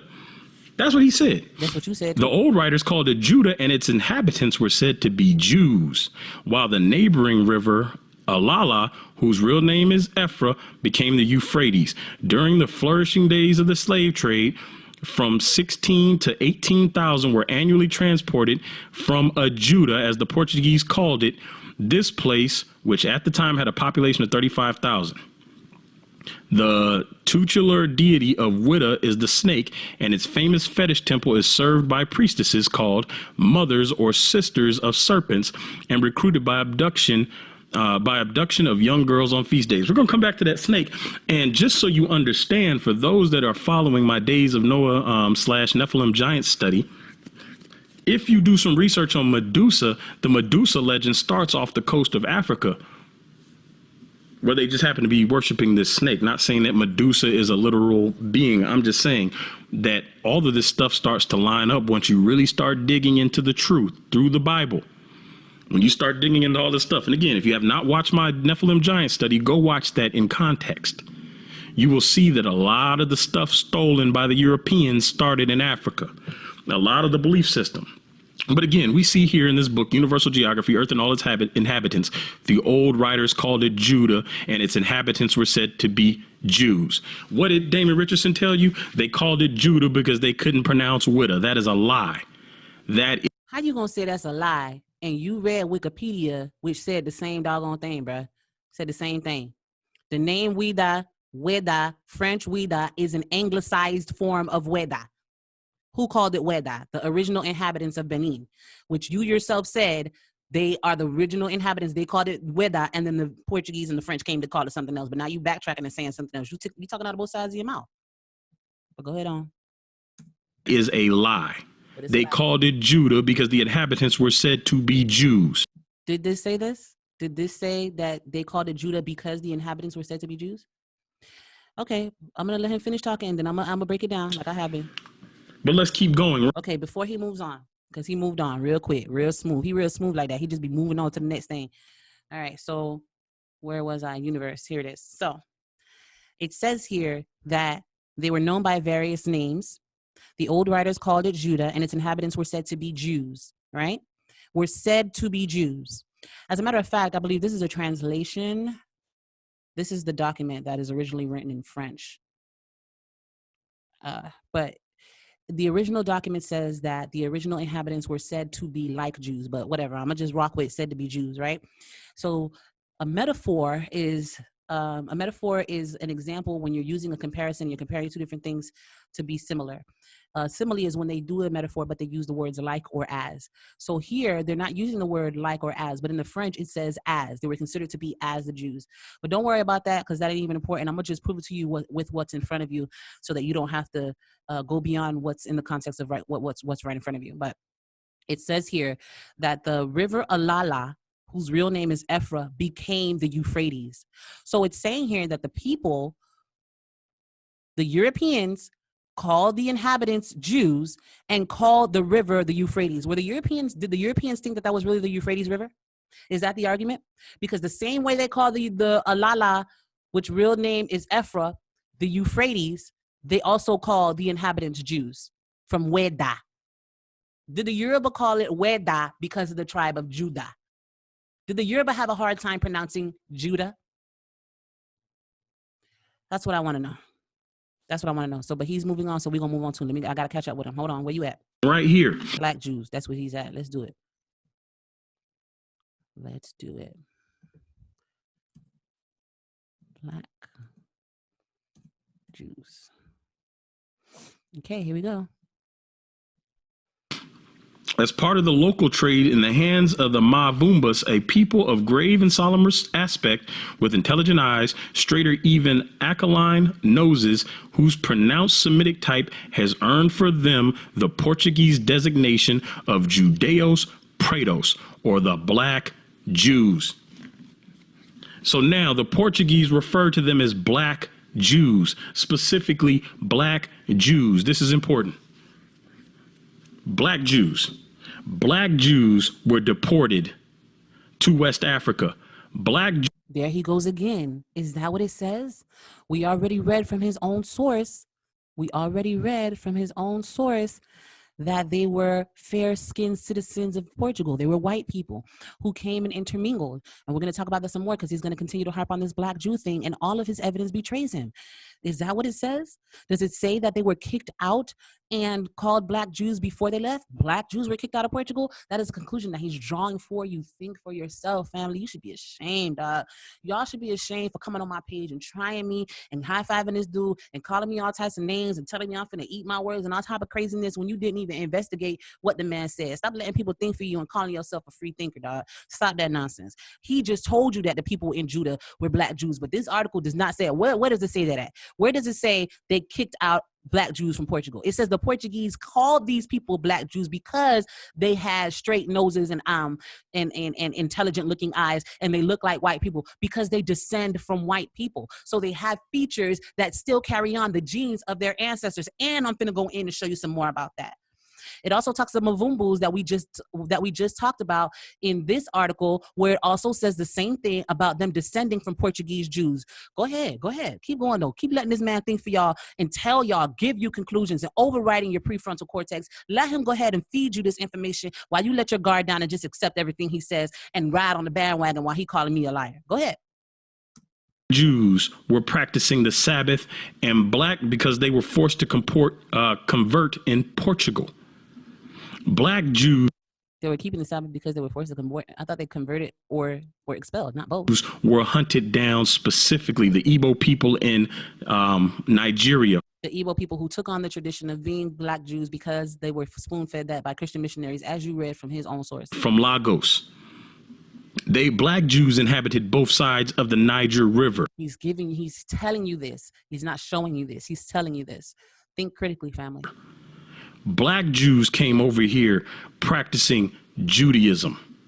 Black Jews came over here singing Kumbaya. All of this stuff adds up, and yet the urban apologetics community doesn't want to share this with you. This is why I call Damon Richardson and Nefer Nitty false teachers. So is he a false teacher? Hold him by the same standard to which he holds me. The evidence speaks for itself. He gives you certain pieces of information and doesn't share the whole story with you. He never told you about the missionaries, but he started on a part of a sentence that talked about one of the white missionaries and read to you. So you can't say he didn't see it because it was part of the beginning of the sentence. It's only logical for you to read the beginning of the sentence. He only started in the middle of the sentence and told you that this guy was a missionary who codified or institutionalized the writings and then told the clergy, and they appropriated it. And he didn't explain that to you, but go ahead on. Because there's no way you missed this much evidence. He's moving on. So did that article say that they were Black when they were kicked out? Or did it say that they maintained European features that could be regarded as Semitic? Did it say that? Which one does it say? Which one does it say? Why are they Black Jews? Why are the Portuguese concerned with Black Jews? Because they became Black after they were expelled from Portugal.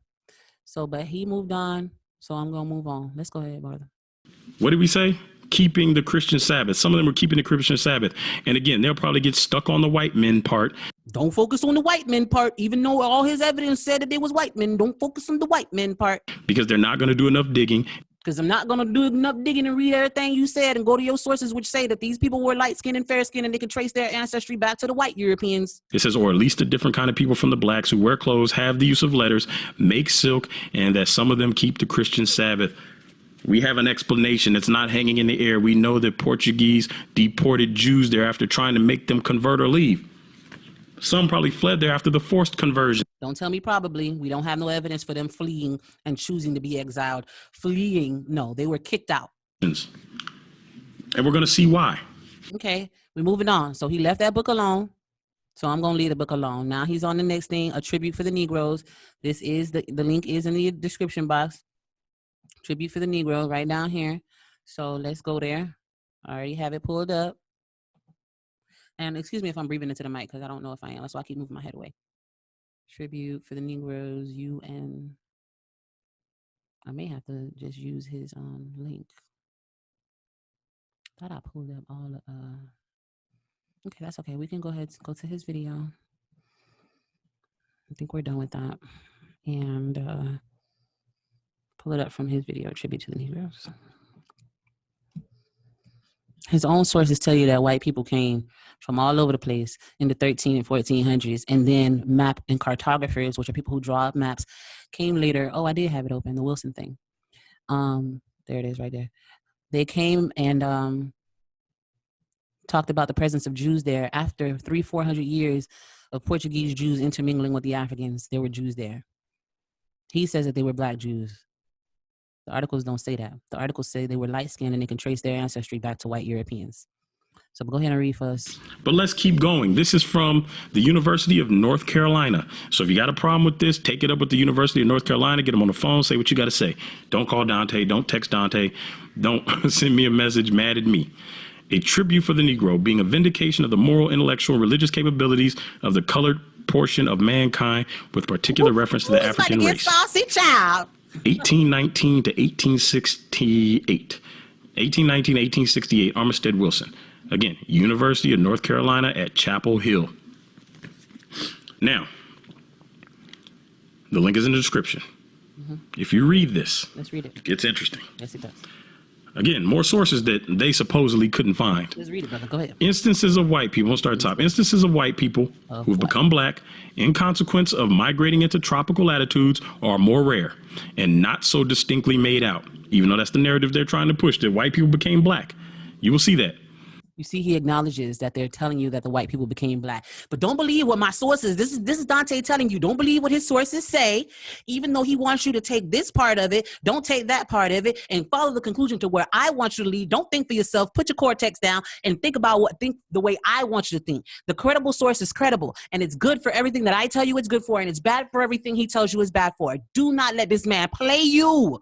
He playing you for a sucker right now. He trying you like you stupid right now. Just like Damon said, they play us for a fool. They're out here trying to play you for a fool. He out here trying to tell you don't believe what his own article is telling you. So why did you bring it up?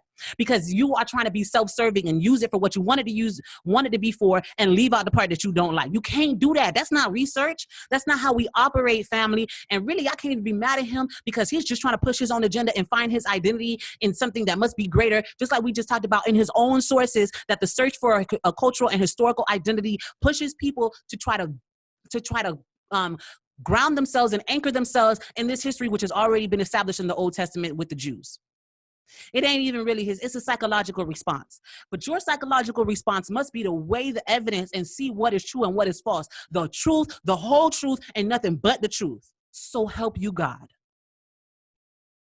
That's a modern narrative they're trying to push. And even back then, they're saying this is not the case. This is rare and not so distinctly made out. Yet, according to several accurately informed and scientific writers such as Waddington, Dr. Ruppel, and M. Rozit, there are black races in Africa among the genuine descendants of immigrants from Arabia. Detachments of the Arabian family immigrated 11 or 1200 years ago into northern Africa, where they have founded states of some importance, and in some instances they have passed into perfectly black complexion. See, they're trying to explain this as in it's rare, but these people over here went over here and became black. But isn't that what the map said, that there were white people in in West Africa? Didn't the map say there were Jews there, white Jews there? He said they were white and they were Jews. And he keeps trying to tell you to dismiss the fact that they said they were white, but all of this evidence he keeps showing you out of his own repertoire is showing you that they're white, but he wants you to ignore that. Why? Why you can't just admit half of your ancestors was white and the part that you got your Judaism from was white? I could respect that, even if you was part of the 1.3%, 1.37%. Maybe your 1.37% is in there and you descend from Portuguese Jews who mix with indigenous Africans. What's wrong with that? If you want the truth, the whole truth, and nothing but the truth, go ahead and accept what your true code, what the history says. Follow the history. I'm just following the facts. That's what he said he was doing. Follow the facts, my brother. Follow the facts, family. Don't let this man play y'all, man. Y'all letting this man play y'all, man. There's a reason behind them trying to explain all of this stuff. There's a reason why he's trying to explain all this stuff. I'll come back. I don't want to get ahead of myself. Don't get ahead of yourself. Although improved in form and stature, notwithstanding that they reside to the north of the Negro countries, a remarkable fact in the history of Leongo, in the Empire of Congo, this is all along the coast of West Africa, is that the country, according to the statement, which was fully credited by Oldenorp, himself a writer of most correct judgment and of unimpeachable veracity, contains many Jews settled in it. So what these terms mean, my family, my beloved, a statement which was fully credited. So they're basically writing on Oldendorp for his credibility. They're saying that he's a writer of the most correct judgment. He's great judgment, unimpeachable veracity being truth and accuracy, and then it contains that many Jews settled in it. So Jews settled in it. So he's saying that, you can rely on this information. So can we rely on it or not? Like, what you want us to do? Why are you giving us information you don't want us to believe? I don't understand that. That don't make no sense. Carry on. Leongo in the Congo, that's all across West Africa. We've seen this. Nigeria, Leongo, the Congo, Sao Tome, Principe. It says many Jews settled in it, who retain their religious rights and the distinct habits which keep them isolated from other nations. Though thus separate from the African population, they are black and resemble the other Negroes in every aspect as to physical character. It is probably an allusion to this case that Pennington in his textbook says the descendants of the colony of Jews, originally from Judea, settled on the coast of Africa, are black. I think I lost it. Let's go back. I don't want to miss nothing. I think I hit a citation by mistake. This is of white. Okay. And then he went to this page. And then he read, who retain their religious rights in the districts, keep them isolated from other nations. Though thus separate from the African population, they are black and resemble other Negroes in every respect. It is probably an allusion to this case that Pennington in his textbook says the descendants of a colony of Jews originally from Judea assembled on the coast of Africa are black. Okay, so that's the last thing he read. So let's let him continue. Let me read that again. Read it again, brother. It is probably an allusion to this case that Pennington in his textbook says the descendants of a colony of Jews originally from Judea settled on the coast of Africa are black. If we go down and we read here, the Portuguese who planted themselves on the coast of Africa a few centuries ago have been succeeded by the descendants. Let me read that again. The Portuguese who planted themselves on the coast of Africa a few centuries ago have been succeeded by descendants blacker than many Africans. What does that mean, brother? One more time. The Portuguese who planted themselves on the coast of Africa a few centuries ago have been succeeded by descendants blacker than many Africans. He read it to you 3 times. Why are the urban apologists not sharing this with you? Why did Damon Richardson not share this with you? Why didn't Nefer Nitty share this with you? They have no desire to share the truth with you. They have a desire to be right, which has turned them into false teachers willing to get on stage at a truth conference and lie. And then he influenced Nefer Nitty with his lies, and instead of doing the research and fact-checking him like a good researcher should, she instead took the word of some random dude in Africa and used it as a source. And yet we see here, it keeps referencing that these people are black. The Portuguese that came down there were black. Did it say that? It did not say that they were black. He's telling you that it said that they were black, but then he tells you not to believe when it says that they were white. He's telling you a lie, family. I pray to God that you can see this. The man just said they trying to tell you they turned black, but then he turned around and said they're telling you that they came from Portugal black. They're not telling you that. He's telling you that.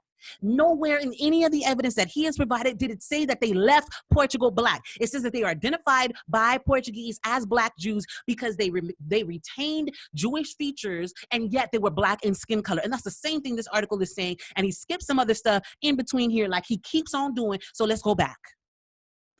He stopped here. Coast of West Africa are black. It says, M. Rose declares that there are many negresses in the Algerine country, whither they have doubtless been brought from the interior of Sudan, and very probably from Hausa, who are of a jet black color, but with truly Roman countenances. What's a countenance? Countenance is a face. So they are jet black in color, but they retain Roman features because they descend from people who mixed with black folk. They became black. He's telling you not to believe your own eyes. You gonna let the devil do that? I'm not calling him the devil. Are you going to allow somebody to manipulate you into believing what they say over what you see with your own eyes? In one case, a degradation of resembling that instance among the Irish people has been recorded to have taken place on the oasis of Fazan. The general appearance of the men in that locality is plain, and their complexion black. The women are of the same color and ugly in the extreme. Neither sex is remarkable for figure, height, strength, or vigor, or activity. They have a very peculiar cast of countenance, which distinguishes them from other blacks. Their cheekbones are higher and more prominent. Their face is flatter, and their nose is less depressed, which means they point out, and are pointed at the top of the nose than other Negroes. Their eyes are generally small, and their mouths an immense width, but their teeth are generally good. Their hair is woolly, though not completely frizzled. They are dull, phlegmatic people with black skins, Negro faces, woolly hair, a people descended from the white tribes of Arabia who still speak the language of that country. Remember that these other articles that he said, well, they speak some Hebrew words, also said that they spoke Maghrebian Arab. They also spoke Arabic words. These are a mixture of people. These are white people coming down. These are Arabs coming down. These are white people who are mixing in and becoming black over time. That's why the sentence that he read to you 3 times says the Portuguese who planted themselves there on the west coast of Africa a few centuries ago have been succeeded by descendants blacker than many Africans. They're giving you a comparison from when they first got there to the generations thereafter and how they're so black now. They become black over time, but he's telling you not to believe the very article he's putting in your face. Don't let somebody else think for you, man. Don't let somebody else think for you. I'm about to press play in a second. Hold on. Give me a second. I'll be right back. Okay, let's go back to sharing my screen. Share computer sound. Okay. So he read that to you 3 times, and then he gave you his own interpretation and told you not to believe what the same article he's quoting reads. Let's move on. The Jews were expelled down there were black. It doesn't say that. They're keeping the Sabbath. It's the exact opposite. So let's go down here. So if you find that, and so he needed to make you believe that the last thing wasn't true, but only partially true in order for him to make this statement true. So if you believe the last statement is true, it once again desensitizes you and puts your guard down so that you now begin to accept the next article that he's about to present to you and interpret it the way he wants you to interpret it. If your mind has been brought along, I do a lot of studying on how the mind works. If your mind has been brought along from that point to believing, if you allow him to override your prefrontal lobe and think what he wants you to think, then it's easier to hypnotize you and persuade you to believe as he wants you to believe this next article reads. So we're going to pull up the next article and an account of the origins. Yes, this is in his whatchamacallit, in his description. And I already should have it up. An account. Nope. No. Okay, that's okay. I'll go back to his video, pull it up from his video. This is what he's going to read to you next. I did have that up. It's called something else. That's so funny. That's the second time that happened to me. I was like, dang, Nephew, I thought you were prepared. And I am prepared. I stop doubting myself. Excuse me. All right, so I can close it here because I don't like too much stuff open on this screen. I don't want to get confused. All right, he's moving on. Let's let him talk like we do. In the reference to the Black Portuguese, of course, you want to keep looking. So this is an account of the origins of the slave trade. And I went ahead, for those of you who watched the video I did, I went ahead and and spelled some of this stuff out because the S's and the F's look alike, and the font kind of like jumbles together after a while and it's hard to read. So I went ahead and retyped the parts of this that I want to point to. And again, description, the links are in the description. You can read this for yourself, take your time, go over it, however you want to do it.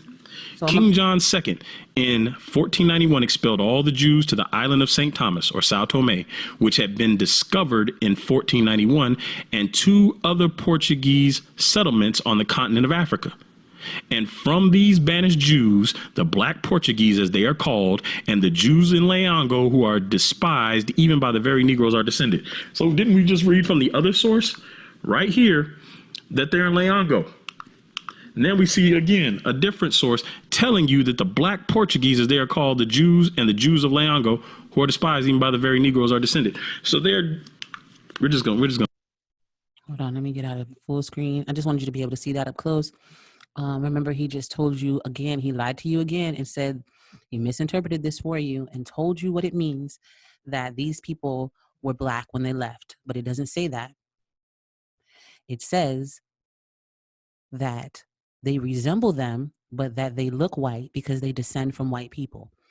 Portuguese Jews planted themselves, became Black. They have been succeeded by descendants who are much blacker.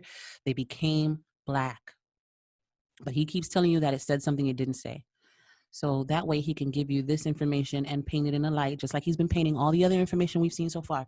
So far, we've seen him talk about a map that says the Jews, there were white people, and he says, forget that part. They were different from other Africans, and they kept the Christian Sabbath. There were Jews in the 1760s in West Africa, and we already know that in the 1400s, they were expelled from they were expelled to West Africa from Portugal, and they were white, you know, because their descendants still have the light-skinned, fair-skinned citizens who can trace their ancestry back to the Portuguese Jews who were white people. He's been giving you articles and redacted versions of stories that tell you that the Jews took on, the Igbo people took on their identity from Europeans because they felt like they didn't have an identity. The other article about African Zion from that book, it tells you that Black Hebrew Israelite movement in America became as a result of Black people not having an identity and them searching for one and taking on aspects of a well-known culture and trying to get validity by doing so. So every piece of evidence he's given us so far is either Wikipedia and proves my point that the kingdom of Judah was named Xweda, which he says he calls me a liar for saying, and then all the other evidence that he shows you so far has been reinterpreted by him, and he's telling you not to believe what you're reading. So now he's going to tell you something else about what this says. So let's listen to him. We'll keep going. These Negroes were purchased in Guinea, Congo, Manicongo, and the colonists had plantations furnished with 150 to 3,000 Negro slaves. Remember, they were fairly well informed about who was who, and they wanted specific people. They wanted them Hebos. Based on their characters. The Hebrews. So they could dominate the economy. In the beginning of the 16th century, the Spaniards and the Portuguese began to transport Negroes for familiar labors to the West Indies and Brazils, by which the Negro trade was rapidly increased. The Portuguese deported the Jews, the Black Jews, into West Africa. Nowhere did he ever prove to you that they were Black. His own sources say that they were white when they left and they became Black over time, but he tells you, don't believe that, believe me instead. Believe my version of the events. Instances of white people who have become Black in consequence to migrating into tropical latitudes are more rare and not so distinctly made out. Yet, according to several accurately informed scientific writers, such as these people, there are Black races among the genuine descendants of immigrants from Arabia, the Arabian Peninsula, talking about Morocco, which he showed you before. Keep these things in mind. Spain is part of that. Keep these things in mind, people, that these people came from Portugal and became Black over time. They were not Black when they left Portugal. But let this man keep telling you what to believe. This is why we're getting lost. And then they started deporting these same people into the West Indies, aka the Caribbean islands. 400 years later, they were deporting these people. Go ahead. Jamaica and all those islands down there. That's why those people down there are Rastafarian and identify with the tribe of Judah. But we don't hear them talking about that. They don't want to tell you that. And when I say they, these people, I should do a video on Rastafarianism. Rastafarians do not identify with West Africans and say that that's why they have their claim. If anybody who knows anything about Rastafarians knows that they take their claim from Ethiopia, which is a very Jewish, the Falasha Jews are very visible and present over there. And they take their claim from the idea that Haile Selassie descends from Menelik, who is the son of Queen Sheba and Solomon. It has nothing to do with Jews being in West Africa. But go ahead and keep spinning tails. We're talking specifically about the people who oppose the truth that don't want you to know who you are. Okay, so he moved on. So now we have to go back because he just fed you a narrative. And he has a habit of telling you what to believe about the things that you see. So now I'm going to break down what he just read to you and told you what it says. Just like he did with the other thing you could read for yourself, he told you not to believe. So King John II in 1491 expelled all the Jews to the island of St. Thomas, which had been discovered in 1491, and to other Portuguese settlements on the continent of Africa. And from these banished Jews, the Black Portuguese, as they are called, and the Jews in Loango, who are despised even by the very Negroes, are descended. So we have to take into account Old English and grammar. He read it to you like this. I should pull up an exercise on grammar and why it's important. I think I'll do that. Hold on. Matter of fact, let me pause this. How do I get back to myself? Hold on. Give me a second. Let me find it for y'all.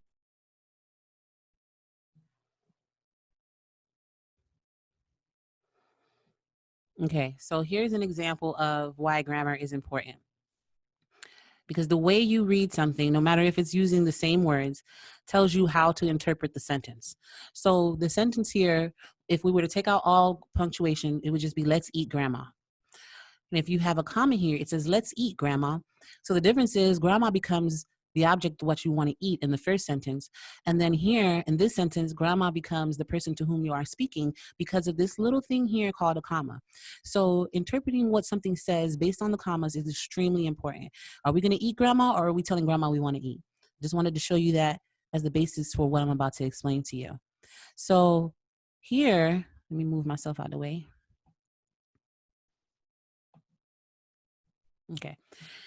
Here it says that he expelled them. Okay, so in 1491, expelled all the Jews to the islands of St. Thomas, which had been discovered in 1491, and to other Portuguese settlements on the continent of Africa. And from these banished Jews, the Black Portuguese, as they are called, and the Jews of Loango, who are despised even by the very Negroes, are descended. Now, he read it to you like this. He said to you, and to other Portuguese settlements on the continent of Africa, and from these banished Jews, the Black Portuguese, as they are called. He put the Black Portuguese along with these banished Jews. But that's not what the sentence is saying. So it has here a clause here, are descended. Who is descended? That's the question. So we take the who is descended and we work our way backwards. Now, it says here that we're going to work our way backwards. It says here that the Jews in Loango, who are despised even by the very Negroes. Who are despised by the Negroes? The Jews in Loango. So if we were to strike this part out, we wouldn't need these two commas, and it would say the Jews in Loango are descended. From who? From the Portuguese who are banished, from these banished Jews, right? So then here, we can go further up, and it says, from these banished Jews, let's just strike, because we have an and here, which means we're annexing two different clauses, two different ideas. In other words, they could have, instead of putting a semicolon, they could have put a period here and started a new sentence here. Some of you will understand. I'm hoping I'm breaking it down for y'all. I don't want to lose anybody. But he could have put a period here. It could have said, King John II in 1491 expelled all the Jews to the island of St. Thomas, which had been discovered in 1491, and to other Portuguese settlements on the continent of Africa, period. And then it could have started with, from these banished Jews, the Black Portuguese, as they are called, and the Jews in Loango are descended. From these banished Jews, the Black Portuguese are descended. The Black Portuguese, as they are called. Remember, they are called Black Portuguese by the Black Jews by the Portuguese. I'm gonna show you that other thing. Hold on, I gotta get out of this. Show you the other thing that we read in the university situation. Pero ¿dónde está? Universal here. It says here, they have a pronounced Semitic nose. They have a Semitic type. Their eyes are different. They look like white people. They have Semitic facial features, but they are called Black Jews. Here it is telling you that the Portuguese planted themselves on the west coast of Africa, have been succeeded by Black descendants. They were white when they got there. They are fair-skinned descendants, and they can trace their ancestry Black to the Portuguese who were expelled. That is no different from what he's reading to you now, but he's interpreting it for you. It is telling you that these people are descended. The same thing the other thing just said. They are descended. The Black Portuguese are descended from the banished Jews. It is not equating the banished Jews with the Black Portuguese. It is equating the Black Portuguese with the descendants. They are saying the Black Jews are called, these people are called Black Portuguese, the Black Portuguese are descended from the Jews who were kicked out of Africa. So they are Portuguese and they became Black, just like my family is Afro-Cuban. They are Afro-Portuguese because these people are mixed with Africans and Portuguese. We already read that they intermingled with the population in Africa and they became Black over time, but he doesn't want you to believe your own eyes. So again, he's trying to tell you what it says instead of you reasoning from cause to effect. It says here that they descended from those who were kicked out, and then a lot of them still look white. That's what the evidence shows, that a lot of them still look white because their ancestors. That's why those people down there are Rastafarian and identify with the tribe of Judah. But we don't hear them talking about that. They don't want to tell you that. And when I say they, I'm talking specifically about the people who oppose the truth, that don't want you to know who you are.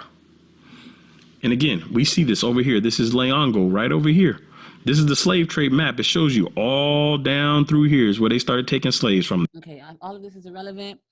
So we are at 112. Let me see where my next note is. Might as well let it rock. The Congo, Leongo, Nigeria, all of this, they started taking slaves. But you're telling me Damian Richardson and Nefer Nitty couldn't find any of this. All they could find is some random no-name dude in Africa to say that nobody knows about Judah, right? Okay, so go ask your pastor, episode 3. Let's put it up. The Jewish Blackness Thesis Revealed. Is that here? I can't remember. Jewish Blackness Thesis Revealed. No, that's not in here. Never you worry. Nephew got it for you. Even though all his links are in the description, so you can fact check him. This is another article that actually goes against what he's saying. So he doesn't want you to read the whole thing. So he's not going to make it that easy for you and just put the link there. He ain't got no problem with linking to some things, but he doesn't link to everything, but that's okay. He is about to read to you the abstract. So I'm going to let him read. I covered this. This is an attempt to downplay the blackness in academia. And the reason this is important is because it comes out of the Department of Literature, So here again, he's about to tell you not to believe the article that he's putting in your face. Aviv University He's done that with every single article. He's either given you certain portions of it and omitted other portions, or he's told you flat out, this portion I see it, you see it, but just ignore that part. So he's about to do the same thing with this article, even though he's trying to say that all his sources are credible. So if they are credible, then we should be able to take them as a whole. But he's saying that they're credible, but don't listen to the other part, because I want to think for you is what he's saying. Here we go. Israel is published July 22nd, 2018. It does not offer any evidence that the Jews are not black. It just tells you not to believe they're black. And if you want to see this in its entirety, go ask your pastor, episode 3. You can watch that. Or you can now, the abstract. The notion that in previous centuries Jews were considered to be black or seen as blacks has gained broad acceptance in scholarly discourse on the Jewish body since the early 1990s. Let me read that again. Has gained broad acceptance in scholarly discourse on the Jewish body since the early 1990s. So how is it that the urban apologetics community is telling a lie that we don't have any evidence, even though it's considered or it's gained broad acceptance in scholarly discourse? And yet these urban apologists are telling you, wait, you guys don't have any proof. Your evidence is weak. And yet scholars are talking about it. It's gained broad acceptance. The present article considers the notion analytically and then examines some of the evidence provided to support it. Much of this evidence does not stand critical examination. Therefore, arguably, the notion of Jewish blackness should be reconsidered. And they base their own examination as critical examination if you go through and read this. But I want to read one part to you. Because remember, the Portuguese were transporting Jews down there, and the Portuguese are said to be black Jews, or these Jews coming from Portugal are black Jews. This is another source, and I'm going to read it right here. 1714, Mission's Travel Guide to Italy is quoted in the English translation of 1714. 'Tis also a vulgar error that the Jews are all black. For this is only true of the Portuguese Jews. Oh, wait, the Jews that happen to have been put in West Africa? Those people are black? Who marrying always among one another beget children like themselves, and consequently the swarthiness of their complexion is entailed upon the whole race, even in the northern regions. But the Jews who are originally from Germany, those, for example, I have seen at Prague and are not blacker than the rest of their countrymen. We're going to come back to the German Jews, because I know some people are going to stop there and say, ooh, look, the Jews are German. We're going to come back to that. We don't want you to think there's evidence. And I'm going to show you again, I'm bringing all the receipts. The German Jews and the Portuguese Jews didn't get along because the Portuguese Jews considered the German Jews to be dishonest, law-breaking, lying thieves. And that's fact backed up in the sources I'm going to show you. They remained separate. So Henry Kissinger, so now we see that they're black. So he's moved on. Now, he told you to read that part of the article because, once again, it serves his agenda. He told you to read that part of the article, but he doesn't want you to believe anything else the article says, and don't think for yourself. Let him think for you. So, but here the article is telling you, oh, I hate when that happens.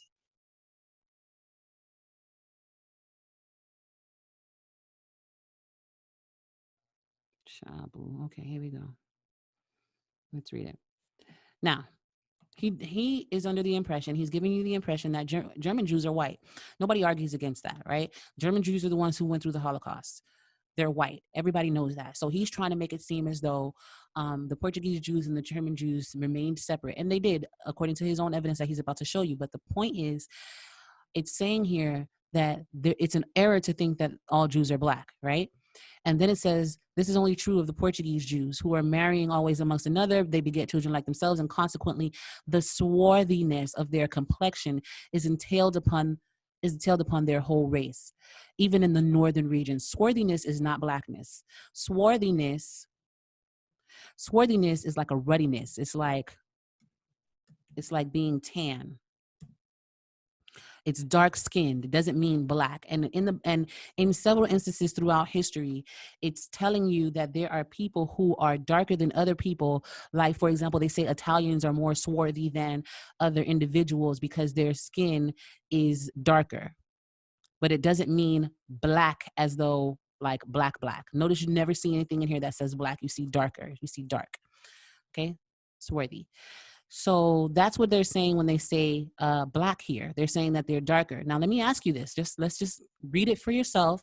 Don't allow me to think for you. Don't allow him to think for you. Read it for yourself. But the Jews who are originally from Germany, those, for example, I have seen at Prague, are not blacker than the rest of their countrymen.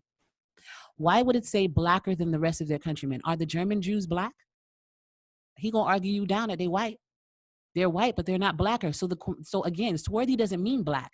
Swarthy means dark. And in this instance, the word black is being used as dark. It doesn't mean black. That's like a European who goes on the beach and gets a tan and then gets up and says, oh, I'm so black. Are they black? They're not black. They're just darker than when they got there. And so this is what this is saying. Read it again. But the Jews who are originally from Germany, those, for example, I have seen at Prague, and they are not blacker than the rest of their countrymen. They are not darker than the rest of their countrymen. They're still white. But don't let me think for you. Read the article yourself. Clearly, Mission argued against the notion that Jews were black. Dante don't want you to see that. But this was just a minority position against the backdrop of vulgar error to which he objected. The Mission quote, however, is a case of mistranslation. First, in the French, it is simply an error, not a vulgar one. It's just an error. Most importantly, Jews are all black is a mistranslation. Tous les Juifs sont bassanés. All the Jews are swarthy. That's what it tells you. The original says swarthy. It doesn't even say black. It says swarthy. And if anybody reads French, I suggest you hit up this article and go ahead and dissect that for yourself. It says they are swarthy. So this quote that he's using, he knows that it's not valid. He knows that the article is arguing against it. Why did he even pull this up? This is what I can't understand for the life of me. Why would you use something that you know can be so easily discredited? It's because he takes you for a fool. It's because he's writing on your laziness, your intellectual laziness, and your ignorance. He's writing on the fact that you're not finna look this up for real. He didn't even provide a link to this one. He did not provide a link to this one. We already checked the description box. It's not there. So he's waiting for you to just take his word for it, just like he did with everything else. But he knows if he read this article that the word black in this quotation is the mistranslation.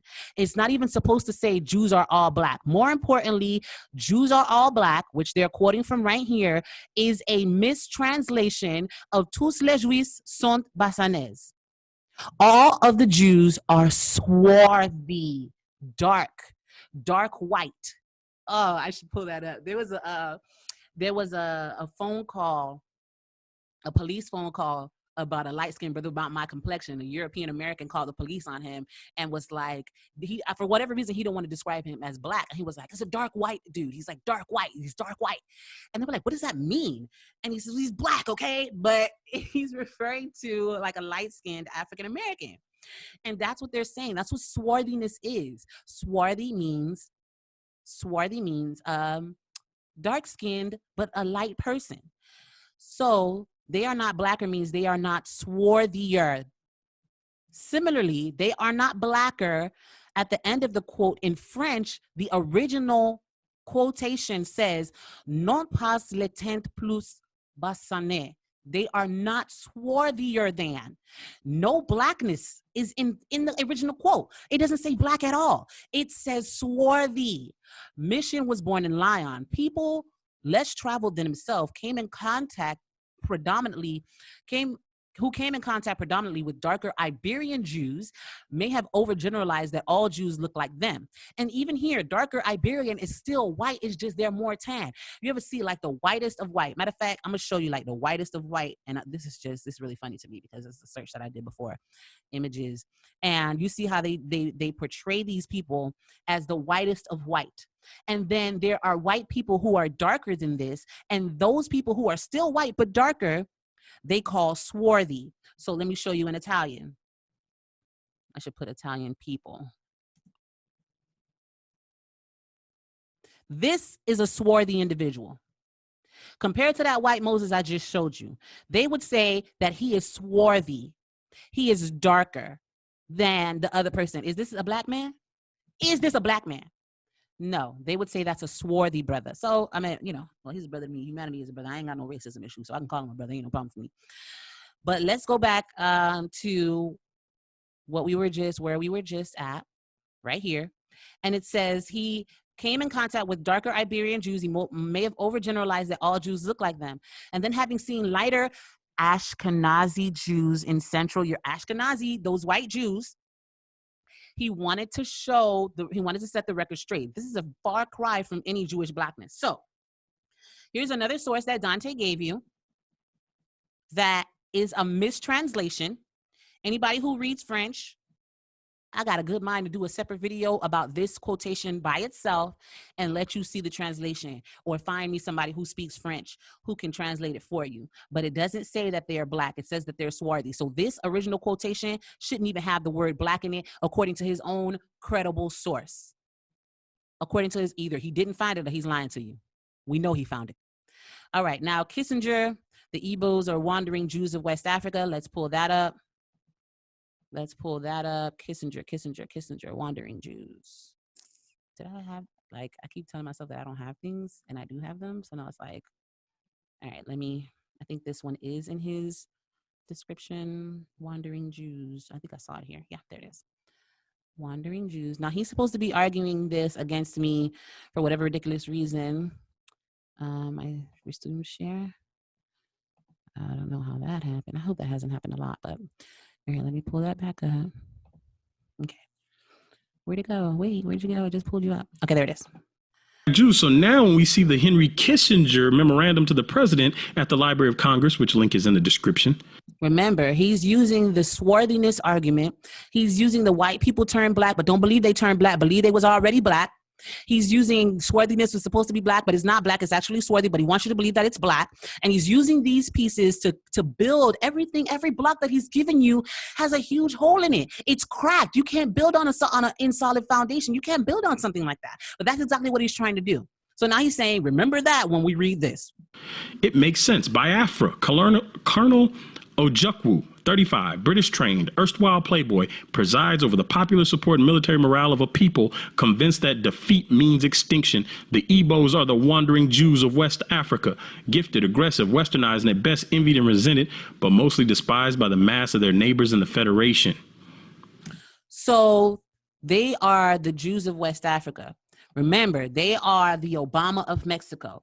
They are not saying that these people are literally Jews. They even tell you why they call you the Jews of West Africa, because they are gifted, aggressive, westernized, envied, and resented, just like the Jews of the Bible. They are gifted, aggressive, envied, and resented.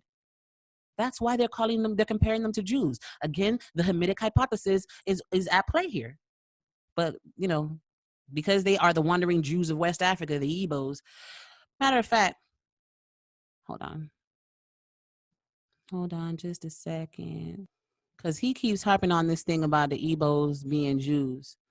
And I just want you to see in his own article that he pulled up from Wikipedia, the Igbo Jews, whatever, right? This is an article in Wikipedia where it says here that the Igbos, remember that they're trying to get acceptance. They're trying to validate their own history. They're trying to get affirmation. So they assimilate and appropriate the Jewish history and culture for themselves. And then it says here that they're changing some of their views and customs to adapt themselves to Israel. They're trying to adapt themselves to Israel. He's pulling this up, but he didn't read this part. Daniel Liss is explained in his article that Igbo-Jewish community is assimilating themselves to the Orthodox Judaism in a movement to be accepted in Israel. They are not currently accepted. They are not currently accepted in Israel. To conclude, Israel is currently examining Igbo-Jewishness question by sending emissaries into Nigeria. Recognition by the state will change their way of living in their homeland, as Igbo Jews will be granted citizenship thanks to the law of return. Indeed, part of the debate about recognition is linked to the citizenship question, as some scholars in Israel and Israeli elite argue that some Igbos pretend to assimilate themselves with the Judaic movement in order to become able to be legal inhabitants of the state of Israel. So they have an agenda. However, this issue of whether or not the Igbo Jews should be recognized as part of the Hebrew community does not seem to be taken seriously, or does not seem to be being addressed seriously by the Israeli state, as no serious investigation has yet been launched. They don't even consider these people Jews. But yeah, he's sitting here telling you that they're Jews. They got this idea from the Europeans who told them they were Jews, from Christian missionaries who gave it to the clergy under the influence of the Hamitic hypothesis, and the clergy then in turn gave it to the congregation. And these people were assimilated and appropriated the same way that African Americans are doing today. This is January 28, 1969 memorandum to the president. Let me check my notes, because I think now he's about to start getting into, he's about to start getting into his, yeah. So I didn't skip much, just moved on to like a minute or two ahead. Knows about Israel. Now, he's mocking me for using the dude, the African who knows his own culture, and told you that they said Xweda. He didn't read that from Wikipedia. Dante read it from Wikipedia, but the dude in Benin knew that already, because this is part of his own history. And then Dante agrees with him, even though he calls him a liar. Nigeria knows about Israel, but this little sliver right here doesn't know. Nobody else knows. So I went to my comments, because there are people. So now he goes, after mocking me for using an actual dude from Benin, he now uses people from his own comment section. People from Nigeria that come to my channel. So I'm not finna go through that. That's not a valuable exercise of my time. As you can see, he's in his comment section. He's in his comment section. He's in his comment section. He's in his emails. Now he's talking about serpent worship, because remember that we read in Universal, in the Universal thing. Hold on, let me pull it up for y'all. I hope I didn't close it, because that would be a pain. There it is. In Universal Geography, when we were discussing Xweda, that the tutelar deity of Xweda is the snake, and his famous fetish temple is served by priestesses called mothers or sisters. So first of all, the fact that the temple is served by women is obviously not a Jewish custom. But he's saying that there are some people who make the argument that these people can't be Jews because they're worshiping a snake. I didn't say that. All I said was they didn't name that area after these people. That's all I said. And again, there are prominent Hebrew Israelites who agree with me, right?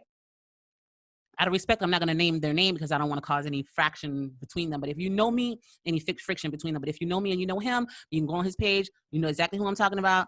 You know, this brother's on YouTube and Facebook, but on Facebook, he made a post about Xweda and Xweda not being related to Judah. So he's going to talk to you about Nehushtan, which I also mentioned in my Sage video about how the Israelites worship this serpent. And he's saying that obviously, you know, the Israelites has worshiped serpents in time past. And so these are still Jews, even though they worship something else. An argument I don't even need to get into, but I want to acknowledge it because, you know, it's irrelevant. And then here he brings in scripture as to why he believes, you know, we are Israelites. Let's see. I don't want to leave it. To Africa. Here, inside Nigeria's Jewish community. This is the video he has. You guys can go here. The link is in the description. But the guy said that nobody has heard of Judah there, and yet we have a Jewish community in Nigeria. That corroborates the comments on the channel. Okay, so it's a self-serving YouTube video. If you want to check that out, go ahead. I'm not finna sit up there and go through that. Then he misquotes me, misapplies what I'm saying here when I said there is currently a parish or a neighborhood in Portugal called Xweda, but nobody says that the children of Israel and the lost tribe of Judah is over there. The point what I was making is that nobody says that the town was named after the tribe of Judah. But then he gives you this Hannah Adams and how she says there are Portuguese Jews and Jews. And we already know that. We've been talking about Portuguese Jews for over an hour now. We already know there are Jews in Portugal. Nobody says that the town of Xweda was named after the tribe of Judah. He does not give you any information to say that they were. He's just saying that there are tribes over there, whatever, whatever. And then he's giving you scripture, John 16. You know, he's giving you scripture. Again, this is him showing the distinction between Portuguese Jews. You see the phrase Portuguese Jews right there, and German Jews. I don't care about that because basically he's trying to show you that them white Jews that went through the Holocaust is not the real Jews, and even the Portuguese Jews don't respect them. But remember that the article that he showed you, basically said that they're both black. The German Jews are not blacker, which the original writing was not supposed to be the word black, but swarthy. Let me make sure I have that.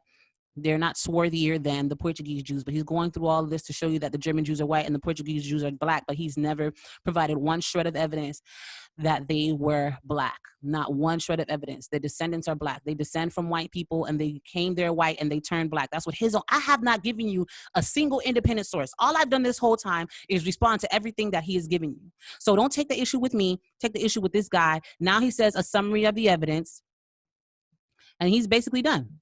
Praise God. Let's go. Of either one, if you missed this much information. The Gentiles knew for a fact that Israel was and is. Where did he ever show you that? Where did he ever show you that?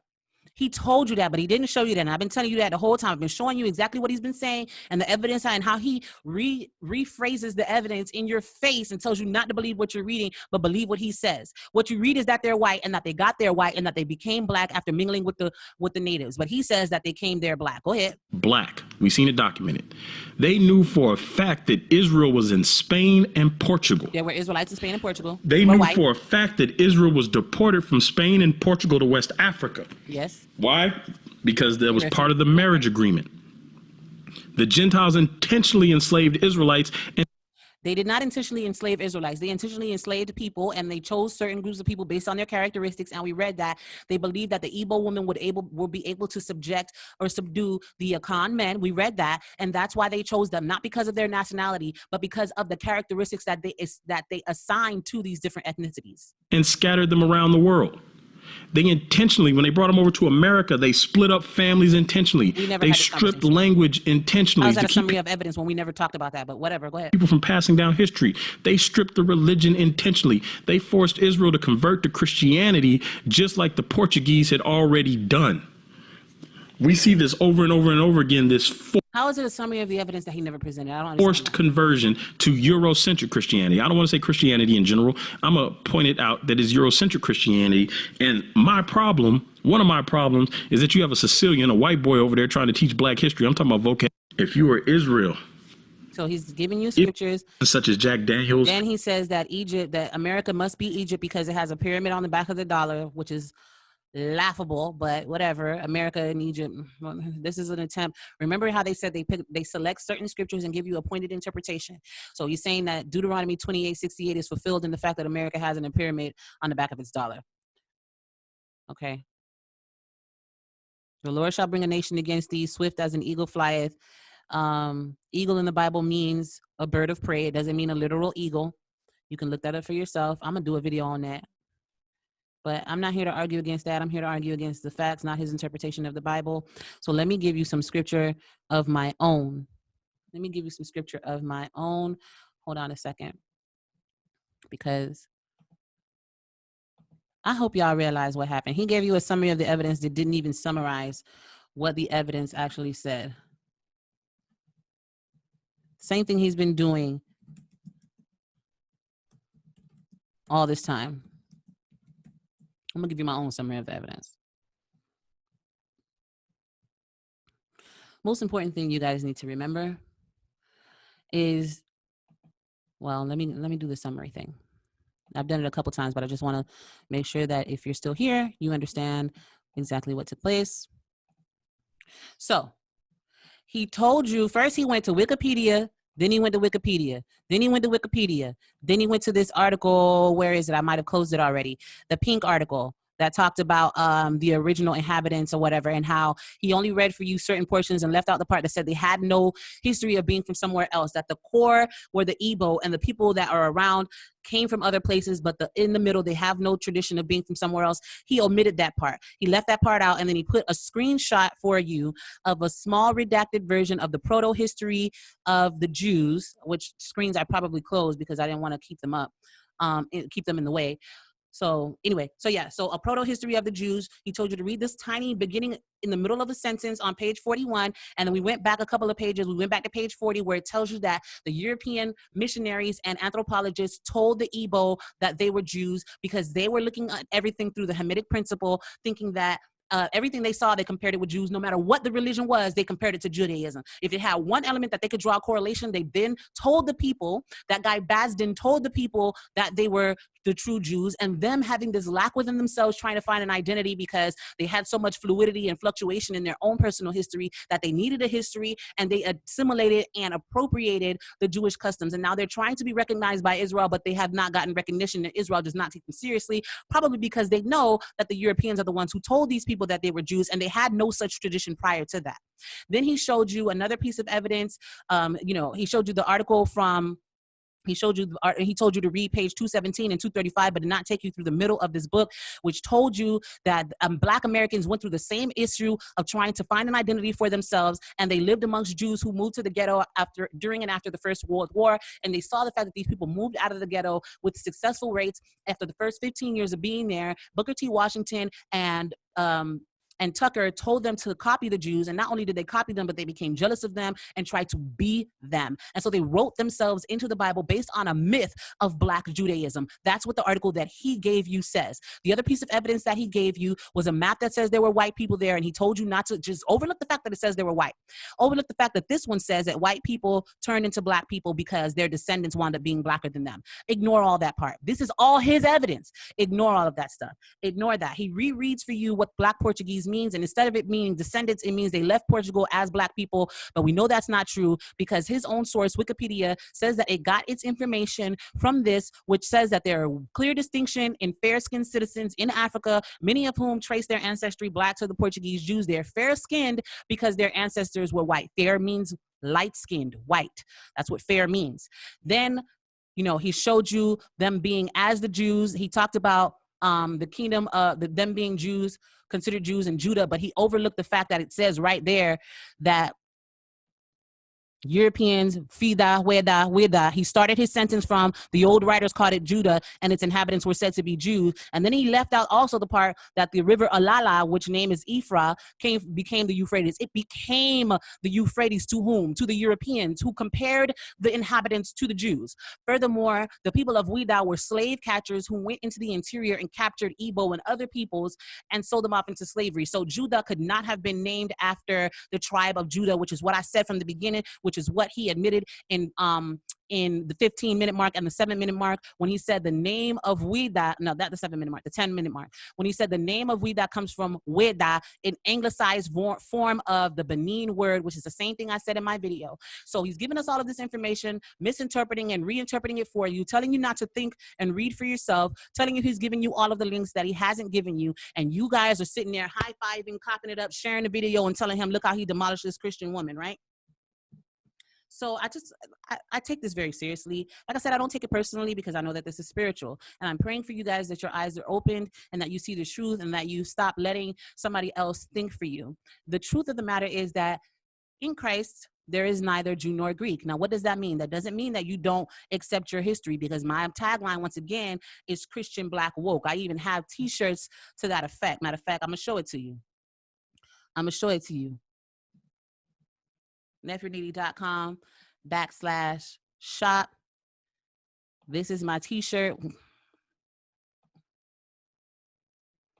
Christian Black Woke. Christian is first because it's of the most importance, then Black, then woke. So I'm not somebody that's going to tell you need to deny your culture. So when I read this verse to you, I want you to understand that in its proper context, God is not saying for you to ignore the fact that you were a Jew or a Greek. What God is saying is that he doesn't place any special value over somebody who's a Jew or somebody who's a Greek. He doesn't place any more value on a male than he does on a female, or a female than he does a male. What he's saying that in Christ, we are all Abraham's seed and we are all heirs to the promise, no matter what our bloodline is. So I understand that you've undergone a traumatic experience as a result of slavery, and we're trying to find your roots, and you're trying to validate your existence by assimilating and appropriating a history that is not yours, a history that has no evidentiary basis. We saw the origins of it, that it came from European Christian missionaries and anthropologists who were under the Hamitic influence of the Hamitic Hypothesis, who convinced the Igbo that they were Jews and then shipped them out. Think about that. Think about the fact that he said that the majority of people that left were Igbo, right?